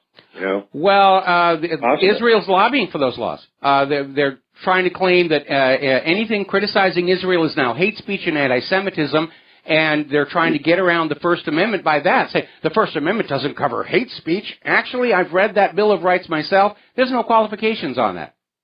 The government is not allowed to restrict freedom of speech, period, end of discussion. And it's not about naked girls in strip clubs on brass poles. It's not about bovine feces on canvases in art galleries. It is about the right to criticize government when it behaves badly without fear of repercussion, and it doesn't even confine that to the U.S. government. We have a constitutionally protected right to criticize the behavior of Israel's government, which is what this is. It isn't Jew hate, it isn't anti-Semitism, it isn't race hatred or anything like that. Israel's government behaves badly, so does the government of the United States of America. Our Bill of Rights says I and you and everybody have a right to stand up and say, you are behaving badly. And that's the issue. It's not race or religion or ethnicity, it's your actions that are the problem here. Well, what concerns me, Mike, is Trump elevated Jared Kushner to his personal advisor, and Jared Kushner's got a direct line to this guy in Israel that's right below Netanyahu. And, here Netanyahu tells this guy calls Jared Kushner, and Jared whispers in his father-in-law's ear, and that concerns me. Well, it should, and obviously one of the areas where I definitely disagree with Donald Trump is his views toward Israel. But I know a lot of that is coming from Sheldon Adelson. A lot of it is coming from Alex Jones, who's very pro-Israel.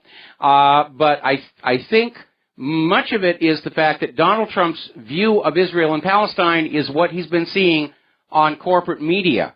And even though he knows now corporate media is deceptive and manipulative, he hasn't gone through the mental exercise of going back through the years and saying, what else has the corporate media been lying to us about, which would include Israel and Palestine.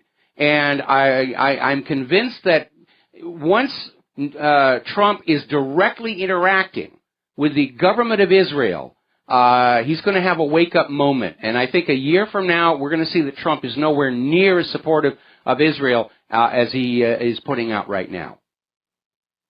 Well, I sure hope you're right, but I kind of think he's owned by Israel with the money they bailed him out before and all these things that they've done for him. Well, Israel likes to take our money from us and then use it to buy our politicians back, and it's a kickback scheme, and it should come to an end. And AIPAC, again, we were talking earlier, all this screaming about Russia manipulating American politics, why don't they look at all that Israel does and has been caught doing time and again, and has now been caught doing in Great Britain? Covertly controlling... Because they own the country. They own the United States. That's why they don't. No, they don't. We, the American people, own the United States. And we need to remember that. This is our country, and if the government has stolen our land and sold it to somebody else, they acted in bad faith. It's still our land. All right, we got to take a break for commercials. Thank you for the phone call. Jerry, we'll be right back. And aloha, America. Welcome back to the show here. We're going to go back to the phones here. Matt in New Mexico. Aloha. Welcome to the show. What's on your mind? I tell you, how you doing there, Mike? Doing good. Hey, this is a great show today. But I'll tell you, that last little section you did there got me chuckling my butt off, man. I got to thinking, how Kissinger and guys like Brzezinski, they can't step off planes and just anywhere because they're wanted men. Yes. I got thinking, well, God dang it. What if poor Mel Brooks hopped off a plane in Lithuania or in Germany and the darn cops came and busted him for Springtime for Hitler, and that movie, the producers was just... No, you misunderstand what's going on here. It's okay for... No, I don't. It's okay for Jewish entertainers to make fun of the Nazis and do the salutes and everything like that. It's just not okay for anybody else. Oh, it's their trademarked property. They own it. They can exploit it. It's theirs. Well, my bias is probably just, a white thing, right? Yeah. Mel, Mel's a great guy. When I knew him back at Fox and everything, was post. His office was one floor up from where I worked, and it was just after Blazing Saddles. And that bit at the end where Harvey Korman comes into the Man's Chinese Theater and he goes, Raisinets, and the Raisinets people were so pleased at the plug, they were sending Mel Brooks whole cases of Raisinets every month. And so you couldn't walk by his office without him saying, "Here, have some raisinets. What the chocolate does bad, the raisins will fix." And he was just handing these things out like crazy. Harvey Korman was off the hook crazy, man. And him and Carol Burnett and them, they were the funniest. Oh, they were amazing. You'd be amazed how much of the original Carol Burnett show was never allowed to air when they got going with that whole crew. And they were still shooting when I was working at CBS Television City. And when I was off work, I'd go upstairs and I'd just watch them, and there was stuff going on there, and the audience was going crazy. And you could just see in the back booth there where the producers are saying that can't be allowed out. We're going to have to cut that out. You know, they'd shoot like an hour, 20 minutes worth of video to edit down to a 1 hour show because they knew there was just going to be a lot of stuff that they had to take out. Well, hey, brother, keep up the good work. I was enjoying the show today. There is a lot of stuff on the burner right now. Something's going to catch fire pretty quick here. Yeah, I'm. That's a good one, man. You enjoy the rest of the week, and I'll give you a call another day. Okay, well, thank you very much. I appreciate that. And we're going to let you go here. Sure, you have a good one. All right. Heading up in here at the top of the hour, one of the things that was going on with the Carol Burnett show was they were always trying to get each other to crack up and break character. And so it was almost like this challenge duel thing, and it was just amazing to watch. All right, there's the music. We're going to be taking a break for station identification, back with hour number 3 after these few words. Aloha, America. Welcome back to our show, hour number 3. The phone lines are open, 800-313-9443. Mike is still in our control room, ready to answer the phone, put you on the air with your comments and questions. And I'm actually getting a lot of email over this issue about who actually owns this country. And the reality is that the vast majority of the lands are the collective property of the American people. And all this land grabbing that's been going on since Richard Nixon is unconstitutional and hence illegal. And all those foreign governments and banks who accepted the pledge of that land as collateral did not do their due diligence because it was not the federal government's land to pledge that way. And I'm not advocating that anybody do anything about it other than to expand your consciousness to understand that when the government acts illegally, what they do is automatically null and void. And that was actually set forth in a very early case by the United States Supreme Court, Marbury versus Madison, which ruled laws repugnant to the Constitution are automatically null and void. You don't have to wait for something. Well, that's unconstitutional. Well, you're going to have to wait 6 years to get it to the Supreme Court. No, not according to Marbury versus Madison. If it doesn't mesh with the Constitution, it's automatically dead on arrival here. Now, speaking of dead on arrival, we've been talking a lot about the medical industrial complex and all of its abuses. And if it wasn't so tragic, it would be funny to see all these commercials on TV for the latest whiz-bang synthetic molecule patentable market-exclusive drug, immediately followed by the ambulance-chasing commercial for the law firm that is suing on behalf of people that drug has actually damaged. Latest one being Viagra, which apparently doubles your possibility of getting skin cancer.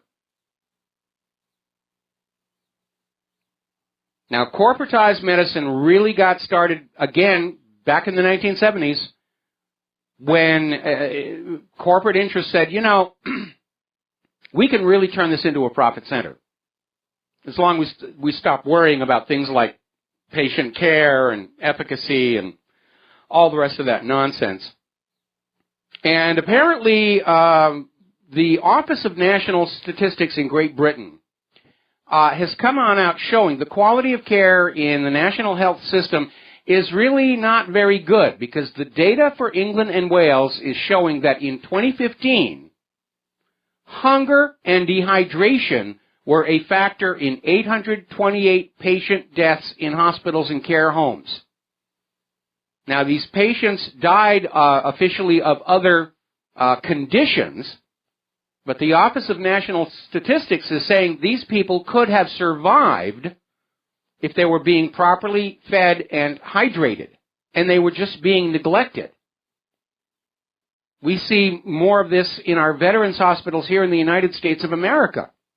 If you can't carry a gun and shoot the people whose oil we want, you're of no more use to us. Just get on out and do the patriotic thing and die.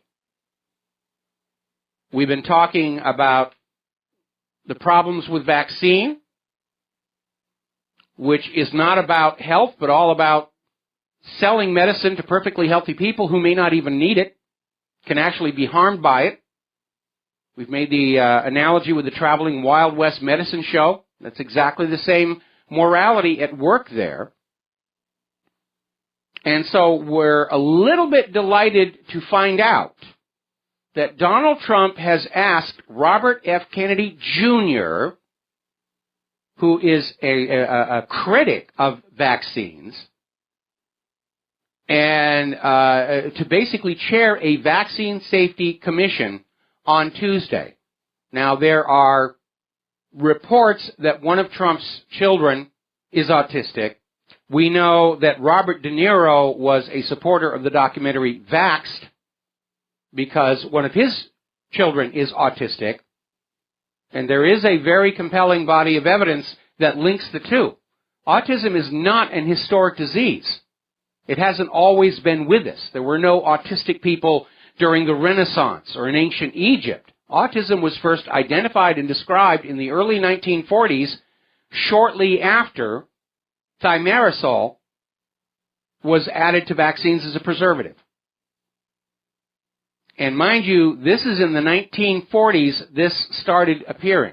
And it's been growing and growing and growing, and today it's something like 1 out of every 56 children are going to be diagnosed autistic, and they're always diagnosed after the vaccinations.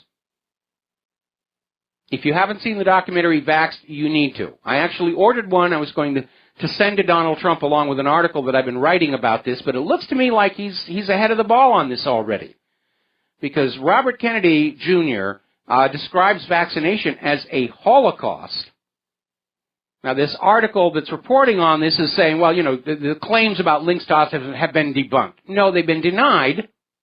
They haven't been disproven.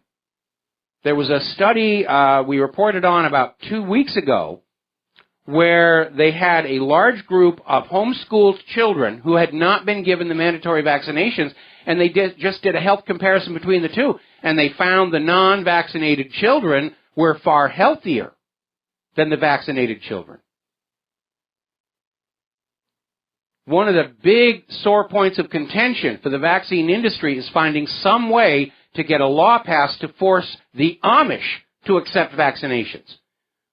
The Amish refuse vaccination on religious grounds, and there is no autism in the Amish population. There was one case that showed up, and the vaccine industry made a big deal. Amish children get autism, and it turned out this one child had been adopted after he'd been given the mandated dosage of vaccines. There's an issue there. But we live in a country in which making money is the top priority. Keeping the bankers happy is all that really matters. And that's why we get sold products that are sometimes not helpful, occasionally harmful, and all of them designed to basically fall apart as soon as the final payment is made. That's fascism. We're going to take a moment here to do a shout-out to our on-air affiliates who are just now rejoining the network. Now, Robert Kennedy Jr. is a very powerful voice in the anti-mandatory vaccine movement. And he's done a lot of really good work. But the vaccine companies are big advertisers on corporate media, and corporate media never offends the big advertisers, whether it's vaccines or GMO or anything else. And it's another area in which we need to remember the corporate media is not constrained by any law to tell us the truth about any matter whatsoever. That was what came out of that Fox News synthetic bovine growth hormone lawsuit. These Fox News reporters who wrote a story on the negative health impacts of consuming meat and dairy products from cows treated with synthetic bovine growth hormone, Fox News said, no, they're a big advertiser with us, and fired the reporters. The reporters sued for wrongful termination, violation of their contract, and they lost on appeal. When the judge said, look, there's no law that says the corporate media has to tell you the truth. It just doesn't exist. There ought to be one, but there isn't. And that tells you all you need to know about the corporate media. The law of the land is the owners and managers of corporate media can order their correspondents and prostitutes to lie to you. And if they refuse, they can be fired. So always keep that in mind whenever the corporate media is out there screaming about how GMOs are perfectly okay for you and vaccines are safe, and anybody who says otherwise is just a tinfoil hat-wearing conspiracy nutcase kook and an arm of Russian intelligence. If you have not seen the documentary Vaxxed, it's available as a pay-per-view on Amazon Live. For some reason, Time Warner Cable's refusing to carry it. You can buy the DVD at Amazon, and now it's showing up on eBay. You can get copies of the DVD. I've bought a whole bunch of them. They're standard gift going on out to expectant families. Doesn't make a difference in California where it's all by law, but for people who are living in other states where it's still optional and you can opt out, it's important for them to know. We've reached a stage right now where the dangers of vaccines seem to overwhelm the possible benefits, especially when we get into that issue about how somebody who's been vaccinated is now shedding live virus to everybody around them, triggering an outbreak, which the corporate media will then say, oh, there's a mumps outbreak, you should rush and get the vaccine, when the evidence is that the process of vaccinating the children is what created the outbreak in the first place. But it's making money. We're making lots of money with vaccines. $30 billion a year. That's got to count for something. And under fascism, it definitely does. All right, we're going to grab a phone call here. Sandra in Houston, aloha. Welcome to the show. What's on your mind? Hi, I love your show. I wanted to ask your opinion. How did the gunman in Florida get his ammunition?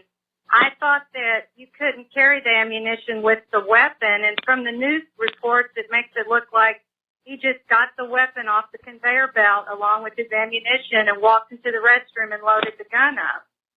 Well, I know the TSA regulation is that you can't check a loaded gun in your luggage. I am unaware if there is a specific prohibition against having a gun and ammunition in your luggage packed separately.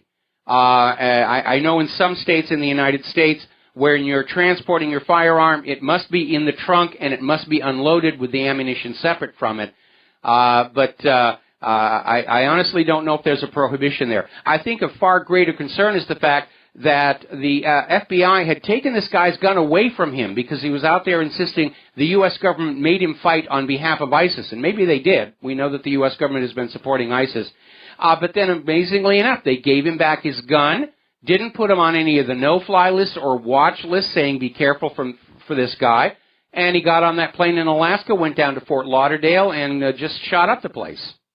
And the gun grabbers are already out there saying, see, we've got to ban guns.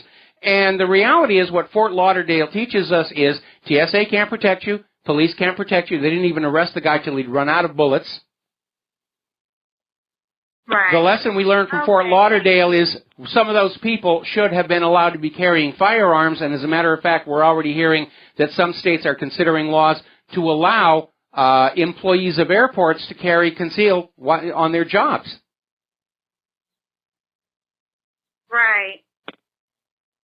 Well, do you think there's any connection between the legislation that was proposed about banning the automatic rifles out of Florida?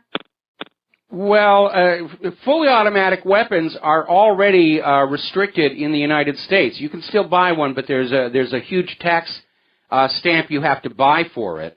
What they're always talking about are semi-automatic weapons, which are not the same thing as a machine gun, but they like to pretend that they are. I'm, again, unfamiliar with the specific pistol that this Fort Lauderdale shooter had. Frankly, it sounds like either this individual was on way too many prescription antidepressants or he was set up to be a patsy. Right. Okay, thank you. All right, thank you very much, Sandra. We're going to switch over to Peter in Los Angeles. Aloha, welcome to the show. What's on your mind? Yeah, hi, Michael. I'm calling in kind of in response to some of the things that some previous callers had called about. For instance, the guy who called in, who's should he get, Israel be giving him money because his relatives helped liberate Europe, or try to free the slaves? They were in the Union Army, and so on and so forth. And I wanted to make a point, because this cultural war on basically white men more than anything, but not only white men, straight white men. Straight white men. If you're gay, you're off the target list. So for the benefit of anybody who's making up the target list here, I'm actually a lesbian trapped in a man's body, so I don't qualify as a straight white male. So don't shoot at me, okay? Right. But even a gay white man has to bear the burden of having all the anti-white stuff that's being said. So it even extends to all whites, really. But specifically, you're right. I think it's straight white men. But you remember back in the 50s when we were kids, when the Russians, with their massive inferiority complex, were always saying, "Well, we invented the light bulb, we invented the airplane, we invented it." Remember that? Well, wait a minute. No, it had nothing to do with insecurity. It had everything to do with the fact that many of the people that we're told in our schools invented things did not actually do that. And you need to keep that in mind. We know that the U.S. military has stolen a lot of technology from Russia, the variable sweep wing and so forth. But let me just give you a couple of examples here. I think, let me just find this article here. There we are. And give you some examples of what you were taught in school isn't actually the reality, okay? You were probably taught in school that King Ferdinand and Queen Isabella of Spain, originally they gave credit for the discovery of America to the wrong person, Amerigo Vespucci. That's why we're called America instead of Columbia here. Now, you were probably taught in school that Gutenberg invented movable type printing, Thomas Edison invented the electric light, the Wright brothers built the first powered aircraft, Henry Ford invented the automobile, Alexander Bell invented the telephone, and Marconi invented radio. But Panfilo Castaldi invented movable type printing in 1426, 14 years before Gutenberg. Chinese printer P. Sheng invented movable type printing in 1041 A.D. Humphrey Davy invented the electric light bulb in 1802, 77 years before Edison. Gustav Whitehead flew his powered aircraft in 1901, 2 years before Kitty Hawk. And they've discovered a photograph that confirms the event took place. Aeronautical engineers reconstructed his original design and found not only could it fly, it flew better than the first Wright Flyer. Interestingly enough, in the contract between the Wright family and the Smithsonian, there's a specific clause that the Smithsonian, in exchange for permission to display the Wright Flyer, is not allowed to acknowledge any other powered flight experiments that were going on in that day and age. Henry Ford produced the first affordable automobile and the assembly line, but Carl Benz manufactured and sold the first gasoline-powered motor car in 1885. The first telephone was created by Antonio Meucci, who was too poor to file a patent, and he left his model and designs at a law office trying to raise money. They disappeared from there. One of the employees at that law office was a very young Alexander Graham Bell. Nikola Tesla filed a patent for radio in 1897. Marconi's attempt to patent radio was rejected due to Tesla's prior work. But because Marconi had a lot of money and PR behind him, and he built the first transmitter that could reach across the Atlantic, the media proclaimed him the father of radio. But in 1943, the United States Supreme Court ruled that Tesla, not Marconi, came up with the idea of radio first. And so you need to be very, very careful when you go back and you say in the 1950s where Russia said, we did this first and we did that, and they made fun of it to lampoon it and discredit it. But in a lot of cases, there's some truth to the fact that the Americans weren't really the first to invent all the things we were being told Americans invented first. I hear you, and I understand that, and all of what you said is very valid. What I'm talking about are now, let me give you two examples. There's a movie out now called Hidden Treasures or something like that, and it's about basically some black women mathematicians who, basically helped get the Mercury program apparently. I haven't even seen the movie, but the implication, the implied there is that they were absolutely key. Their science and their math, basically, they're saying, we would have gotten nowhere.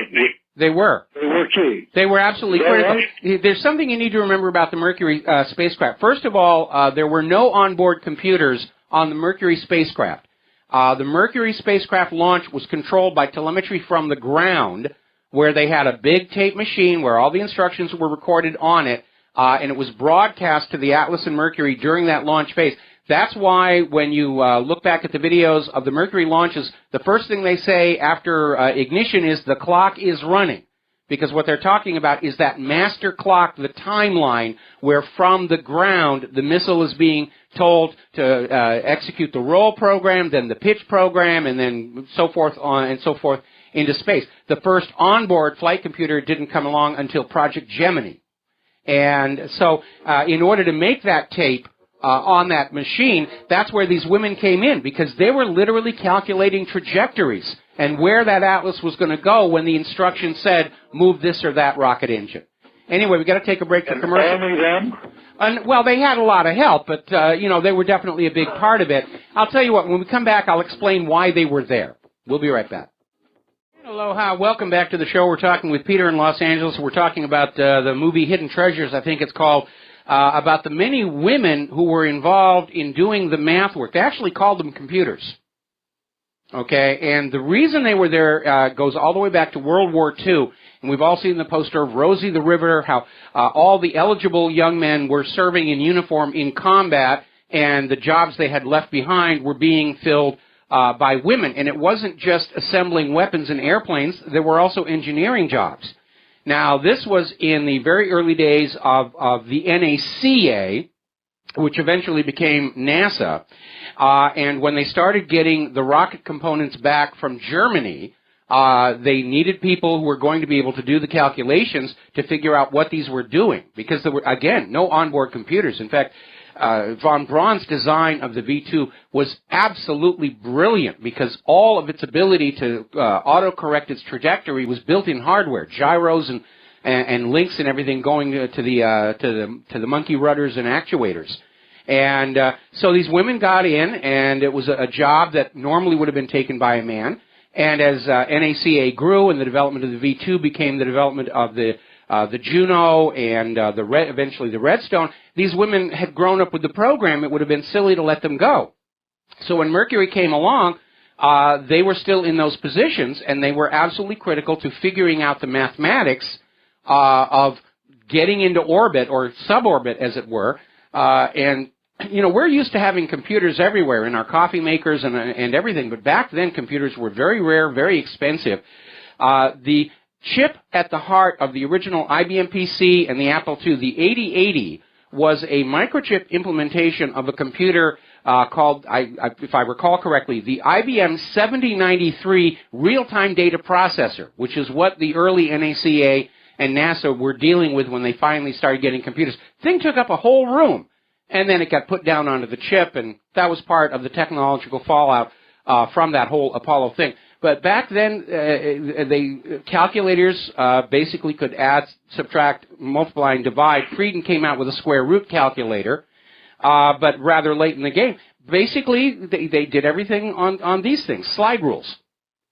And one of the gripes I have with the movie Apollo 13 is when they're trying to do the matrix conversions, when they're moving from the command module to the LEM, and they show all these flight controllers with these little tiny white student model slide rules, and that's absolutely not what was used. This is what we piloted between worlds with back before the computers became available to everybody. So that's why these ladies were there, and they were an important part. They were ignored by the corporate media of the day in the focus on the actual astronauts who rode the rocket into space. And they kind of got sidelined in this ongoing PR war that was going on between von Braun and the leadership of NASA. And it was von Braun's sending of a monkey into space instead of a man that kind of resulted in his pull down, because that decision is what allowed the Soviet Union to get Yuri Gagarin up as the first successful human into space.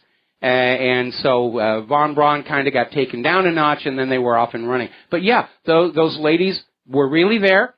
They were brilliant mathematicians, and history does owe them a debt of recognition here. Another good one out here, we talk often about Station H, which was this radio intercept station that actually picked up the approaching Japanese strike force before they attacked Pearl Harbor, and the messages were being decoded. They'd broken the code. They were decoded at Station Hypo, and their top cryptographer, I wish I could remember her name, but that was another lady, and she was brilliant. I think Bletchley Park, the main assistant to Alan Turing, was another lady. And, you know, there have been a lot of women who've done a lot of great things, and yes, they have been ignored by history, and yes, we have an obligation to go back and give them credit where credit is due. Used as a propaganda tool to try and say it's always been the women doing everything, and that I don't agree with. Everybody ought to be treated equally in terms of their recognition and their place in history. Okay? Well, that's not exactly where I was going with it. All right. Well, I'll tell you what. We're coming up on another commercial break, so stay with me, and I'll let you, when we come back from the commercials, I'll let you take it where you wanted to take it. I just went off on my own tangent here, and I apologize for that. We'll be right back. Aloha, America. Welcome back to the show here. And before we go back to Peter in Los Angeles here, I got an email from a listener saying Germans invented the car, which we already knew, Brits the jet engine, and the World Wide Web was invented by a European. The first website was in Switzerland. Yes, it was developed at CERN. And the writer goes on to say, I had high-speed ISDN living in Germany in 1995, and we had Fios high-speed broadband in Europe long before the USA did. And yeah, we're not always the first with various things. Here on Oahu, if you ever get to visit, you might want to make a point of visiting Iolani Palace. It's the palace of the later Hawaiian kings, the last two of whom were elected to that office. And the Iolani Palace, it's a beautiful, beautiful building, and it actually had electric lighting and telephones 10 years before the White House did. So, again, you have to be very cautious about how you were raised in public school to think Americans invented all these really wonderful things, because the reality is, no, they didn't. You know that angle deck on aircraft carriers? That's also a British invention. So anyway, Peter in Los Angeles, I took you in the wrong direction. Here's your opportunity to take it where you wanted to go. Well, what you say is true. I knew some of it. It's certainly not the space stuff the way that you did, but I knew quite a bit of what you were saying. But what I'm talking about, Michael, is that by looking at this movie, people will get the impression that it was pivotal what these ladies did. These black ladies. I'm sure there were a whole lot of ladies, not just black ladies. No, they weren't all black. And in fact, my recollection is most of them were white. Yeah, I'm sure quite massively there probably were. And let me give you another one. If ask the people in the audience to think about does anybody who can name World War II fighter squadrons? Well, and the one that comes up is the Tuskegee Airmen. Yes. Right? Yes. But they were, a squadron is only about 24 planes, and we had 360,000 aircraft that we manufactured, and they didn't even have an ace, and not one ace, even though they were in combat for 3 years, and they were not even close to the most distinguished fighter squadron or group out there, yet everybody knows their names, and if asked, they would say, well, they were pivotal. Oh, my Lord, they were pivotal. Well, no, they weren't. They were almost insignificant, except for the social part of it. Well, there's no question. There's no question. These movies are definitely being politicized to push a particular agenda, and the accomplishments are being overstated to make a political point. But we have to walk a fine line between saying yes, it's overstated, but acknowledging they did play a role, they did play a part, and that has to be remembered properly. But you're right. We've seen all these movies that are out there pushing the racial divide agenda, and in a way, it's almost like they're trying to punch the buttons of people who know the real history by saying, yeah, they were there, but you're kind of overblowing what they did. I mean, obviously, these ladies who were doing the calculations for the launch were part of it, but the guys who put together that system to send the information to Mercury, the people who built the capsule itself, and certainly the astronauts, you know, they were all key parts of it as well. And it's an interesting footnote to history, but I haven't seen the movie, but it sounds to me like it's been overblown to push this agenda about, oh, look at the contributions of these women and these blacks did, and they've been cheated by history, and it's time for us to forget all about those straight white male astronauts and remember that these ladies, you know, were key.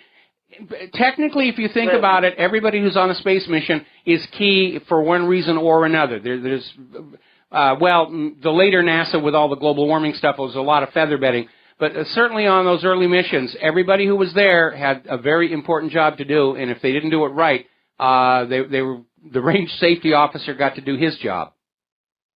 Well, Mike, I looked at the Common Core history book a couple of years ago for my nephew, who was a junior in high school for American history. And in his American history textbook, I went through and I counted after reading this. They mentioned Harriet Tubman like 8 times and U.S. Grant 3. Yes. Now, Harriet Tubman, a courageous woman, did a lot of stuff, you know, freed hundreds of slaves and led them north and was a spy. I know all the story about Harriet Tubman, but she pales in significance to U.S. Grant. And, you know, I mean, there wouldn't be. Hell, there might be slavery still without U.S. Grant. So it's every time these things are overblown, it's almost like a zero-sum game. And these are inflated, and the achievements of the other people who did the real heavy lifting are deflated, and that's what bothers me. No, I understand what you're saying, and I absolutely agree with you. That we're not getting a fair treatment of real history. We're getting history being politicized and twisted to serve an agenda. And as far as Common Core is concerned, if I were fortunate enough to have a child, I would send them to private school before I ever let them near anything from Common Core. We actually knew one of the people here in Hawaii who was involved with that Common Core, and the stories that she would tell us about, you know, all the corruption in the Department of Education, and how one of the reasons they distorted things like the history of Ulysses S. Grant and the Bill of Rights and everything was to force school districts to buy all new textbooks that conformed with Common Core. And, you know, your old textbook, that's now verboten. We're going to have a big pile and burn them in the town square and shout Sig Heil over it. And, you know, history is being weaponized against ordinary people. To give us a false idea of where things are going, and it's another way of cutting us loose from what our real history is. But we know that those who are in positions of power like to twist history to suit their own particular agenda, and that's certainly been true in Hollywood. I'll give you a very benign example of exactly how that comes about. You've probably seen time and again movies about the gunfight at the OK Corral, and it's always shown from the point of view of Wyatt Earp being the heroic figure. They even had a TV series based on Wyatt Earp. And, you know, both sides were right and both sides were wrong in that confrontation in Tombstone. Why does Hollywood always favor Wyatt Earp's point of view? Because after he stopped being a lawman and retired, he went out west and he actually became a consultant for the movie studios for the early silent movie cowboy stars like Tom Mix. And so he was there promoting his particular view of history, and that has become the established narrative. Well, Mike, I'll leave you with this one thought. 5 years from now, we're going to see movies talking about what great legal lions and moral and legal lions Loretta Lynch and Eric Holder were. Mm-hmm. And, watch and see. They'll be glorified the same way. And those movies will do as well at the box office as the feminized Ghostbusters did. All right, that's it for me, guys. Thanks for All right, thanks an awful lot. We're going to let you go. Just got another reader email reminding us that Al Gore invented the internets. All right, speaking of internets and the rest of it, we've seen all these very bizarre videos, accidents with Alexa, a little kid talking to it, and Alexa starts pushing adult products at it. And gets really funny when somebody will get 2 of these units in the same room and let them talk to each other. and it gets really, really bizarre. Two of the Google ones there were talking with each other, and it ended up with one of them claiming to be a mermaid, which may actually have implications for artificial intelligence research. But there's another problem. Apparently, Amazon Echo's Alexa is always listening to everything that is going on around it, and it's developed a new problem because apparently Alexa is now ordering stuff people are talking about without specifically being told to. Alexa says, oh, they're talking about couch cushions, and Alexa will place the order with Amazon for couch cushions. There ought to be a confirm process in there, and I'm sure they'll probably add one in when they're dealing with the cost of all those returns. But there's a tremendous concern over the fact that they're listening to everything you say, just like the view screen in 1984. They're recording it all, and the concern is one of the reasons why they're being priced so inexpensively is to get them into homes as a sales tool and as yet another surveillance device here. Now, there's a new malware, new phishing attack out there that is able to access the data in your browser's autofill library. When you have a browser with autofill enabled, you'll type 3 letters and then it pops up all the possible suggestions. And apparently Chrome, Safari, Opera, and extensions such as LastPass can be tricked into leaking this information in this new phishing attack if you visit the wrong websites. Now, another one that's going on, this is from ZDNet. Fake email notices are showing up in people's homes infected with ransomware. It's called the Diamond Fox malware, and not only does it encrypt your computer and demand a ransom, it's also stealing all of your personal data.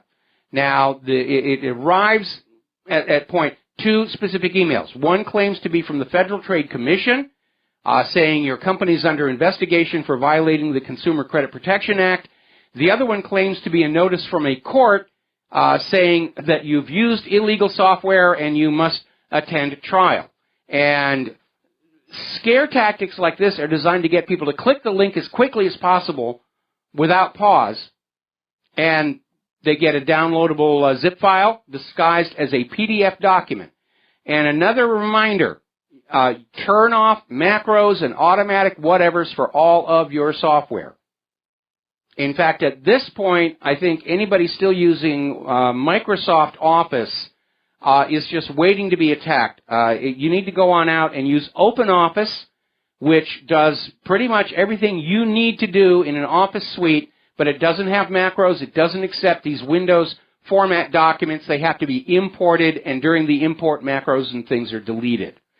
Now, another real problem here is that apparently implantable pacemakers and defibrillators have been discovered to have vulnerabilities where somebody could literally hack in remotely and zap your heart, stop your heart. And finally, apparently, St. Jude Medical Devices is starting to release security patches for vulnerable cardiac devices. I mean, that's got to be a bizarre thing. You're sitting in the doctor's office and somebody comes by and says, what are you doing? Says, I'm having my firmware updated. Talk about the Borg. And I got to tell you, one of the things I really dislike about my smart TV is how I'll be watching a program and all of a sudden, without warning, a box pops up right in the middle of the screen saying, your smart hub has finished updating. Do you wish to start? No, I don't. Can't you do that when I'm, like, not watching the TV or something? There are days, and maybe it's just because I'm an old guy, sometimes I just miss the old TV that had 2 knobs, off on volume and the channel selector, and that was it. And yes, you'd have to wait a minute for the tubes to warm up in the back, but you still have to wait that long with the modern digital TV while it boots itself. We just got an updated cable box from Time Warner, and that thing can be knocked out of service by a dip in the power. Happened last night. It takes 12 minutes for that cable box to reset itself and come back online. 12 minutes. It's ridiculous here. Now, a story coming on out of Tech Republic is 49% of businesses fell victim to cyber ransom attacks in 2016. This is according to a report from Radware. And IT professionals are concerned about data loss or loss of access to critical data. Ransomware criminals have been targeting hospitals on the theory that the hospital will just rush and pay the ransom right then and there, because if they can't get to those computer records, they could make a mistake and kill a patient. Lives are literally at stake here. And part of the problem is that Obamacare mandated all hospital records be computerized. Forget about that paper stuff. I mean, the fact that it can't be hacked is irrelevant here. We want it all computerized, so if somebody makes a mistake, we can change the computer record. Now, cybercrime has become a major problem, obviously. It's a threat to the economy, and still the U.S. government does nothing about it. One has to wonder why. Now, we know that the Kaspersky people identified one hacker collective, the Equation Group, as being part of the NSA. We know that the American people are being pillaged and plundered by the police departments through civil forfeiture. Maybe the ransomware is another way for the government that's desperately broke and hopelessly in debt and doesn't want to raise taxes for political reasons to scam more money out of the public. 49% of businesses? That's a lot of businesses. That's a lot of ransom being paid. That's a huge amount of money for the U.S. government to sit there and say, yeah, it's not an issue. It's not a big issue. You know, we're too busy tracking terrorists. Is cybercrime another covert project by the U.S. government to enrich themselves at our expense? Now, China continues to amaze. And this is another example of things being developed in other countries that are way, way beyond what we're doing here. And that's another reason why I support a revival of our civilian technology incubator in space exploration so that we can start building these things. There's a Chinese electronics manufacturer, Chang'an, that have developed a smartphone called the H2 that has a built-in molecular scanner, so that you can wave this thing over that lunch you are about to eat and it will tell you the chemical composition, potentially identify things that maybe you don't want to eat. I'd love one of those things to warn me when I'm about to take a mouthful of monosodium glutamate. And it sounds too good to be true, and I'm waiting to see an actual demonstration of it, but it shows the kind of forward thinking that's out there, where the Chinese understand there is a world market for devices that are going to help people avoid things like toxic food additives, synthetic foods. I don't think it's going to be able to do anything about the GMO unless it's looking for the malformed proteins created by GMOs. Now, Yahoo, which has been one of the players since the early days, is about to fade away. They're changing their name to Altaba. I kind of liked Yahoo, but they may have thought that that was kind of a self-diminishing name. But they're now Altaba. So instead of Yahoo, it's Altaba. Please keep that in mind. Now, there was an amazing video on YouTube. We actually put it up a few days ago, and I didn't get to it because, well, like now, we're running out of time. We'll be right back. Aloha, America. Welcome back to the show. And as you know, this is the age of the drone, and some are very bad things, like predators and so forth, but there are the other drones that are a lot of fun. And there's an amazing video. I just bumped it to the top of WhatReallyHappened.com. It's from Samsung's. It's a promo piece, and apparently over in Europe, these engineers got together and they built a drone strong enough to lift a human being. And there's this 4-minute long video of this drone picking people up or just towing them along on their skis, and it's just amazing to see these devices. I love the little drones, especially the ones that can carry cameras. I had one briefly, but one of the rotor engines failed, and I haven't been able to replace it. But it is amazing how stable they are, how easy they are to fly, and it's just a lot of fun. Anyway, getting on to some more serious stuff. Boy, planet Earth is rocking and rolling. There has been a noticeable increase in seismic activity all over the planet for the last several weeks. Earlier today, they had a magnitude 6.7 quake in the Solomon Islands, and I'm very concerned because there have been a lot of big quakes there and at the other end of that same fault structure up toward New Guinea. And if that stretch of fault between were to start unzipping, there could be some serious issues. And then a little later in the day, in the Philippines, a magnitude 7.3. Neither of these presented a tsunami threat to Hawaii. The second one was just simply too deep to cause that. Now, as you know, here in Hawaii, we are very big on volcanoes because that's basically what we're all standing on here. We've been talking about how down on the Big Island, some of these gigantic lava benches, acres and acres, have been breaking off into the ocean.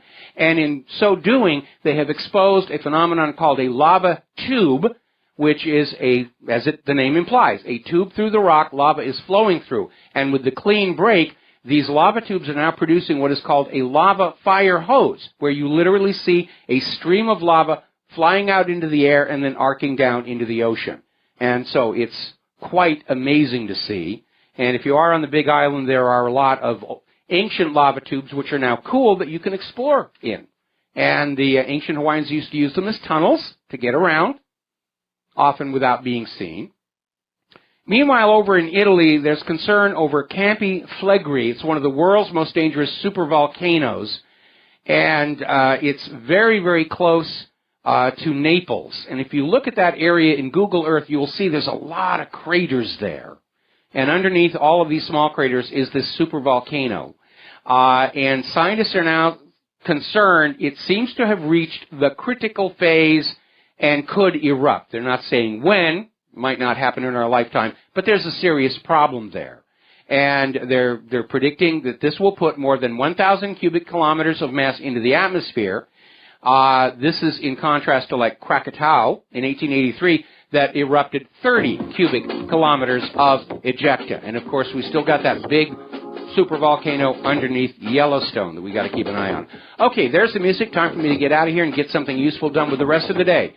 Attention, Rivero's Rangers. You are all part of the independent media. Take what you learn here. Take what you learn at the website. Share it with everybody that you know. Go gently. Do not trigger their defensive reflexes. We'll be back tomorrow. Aloha, America.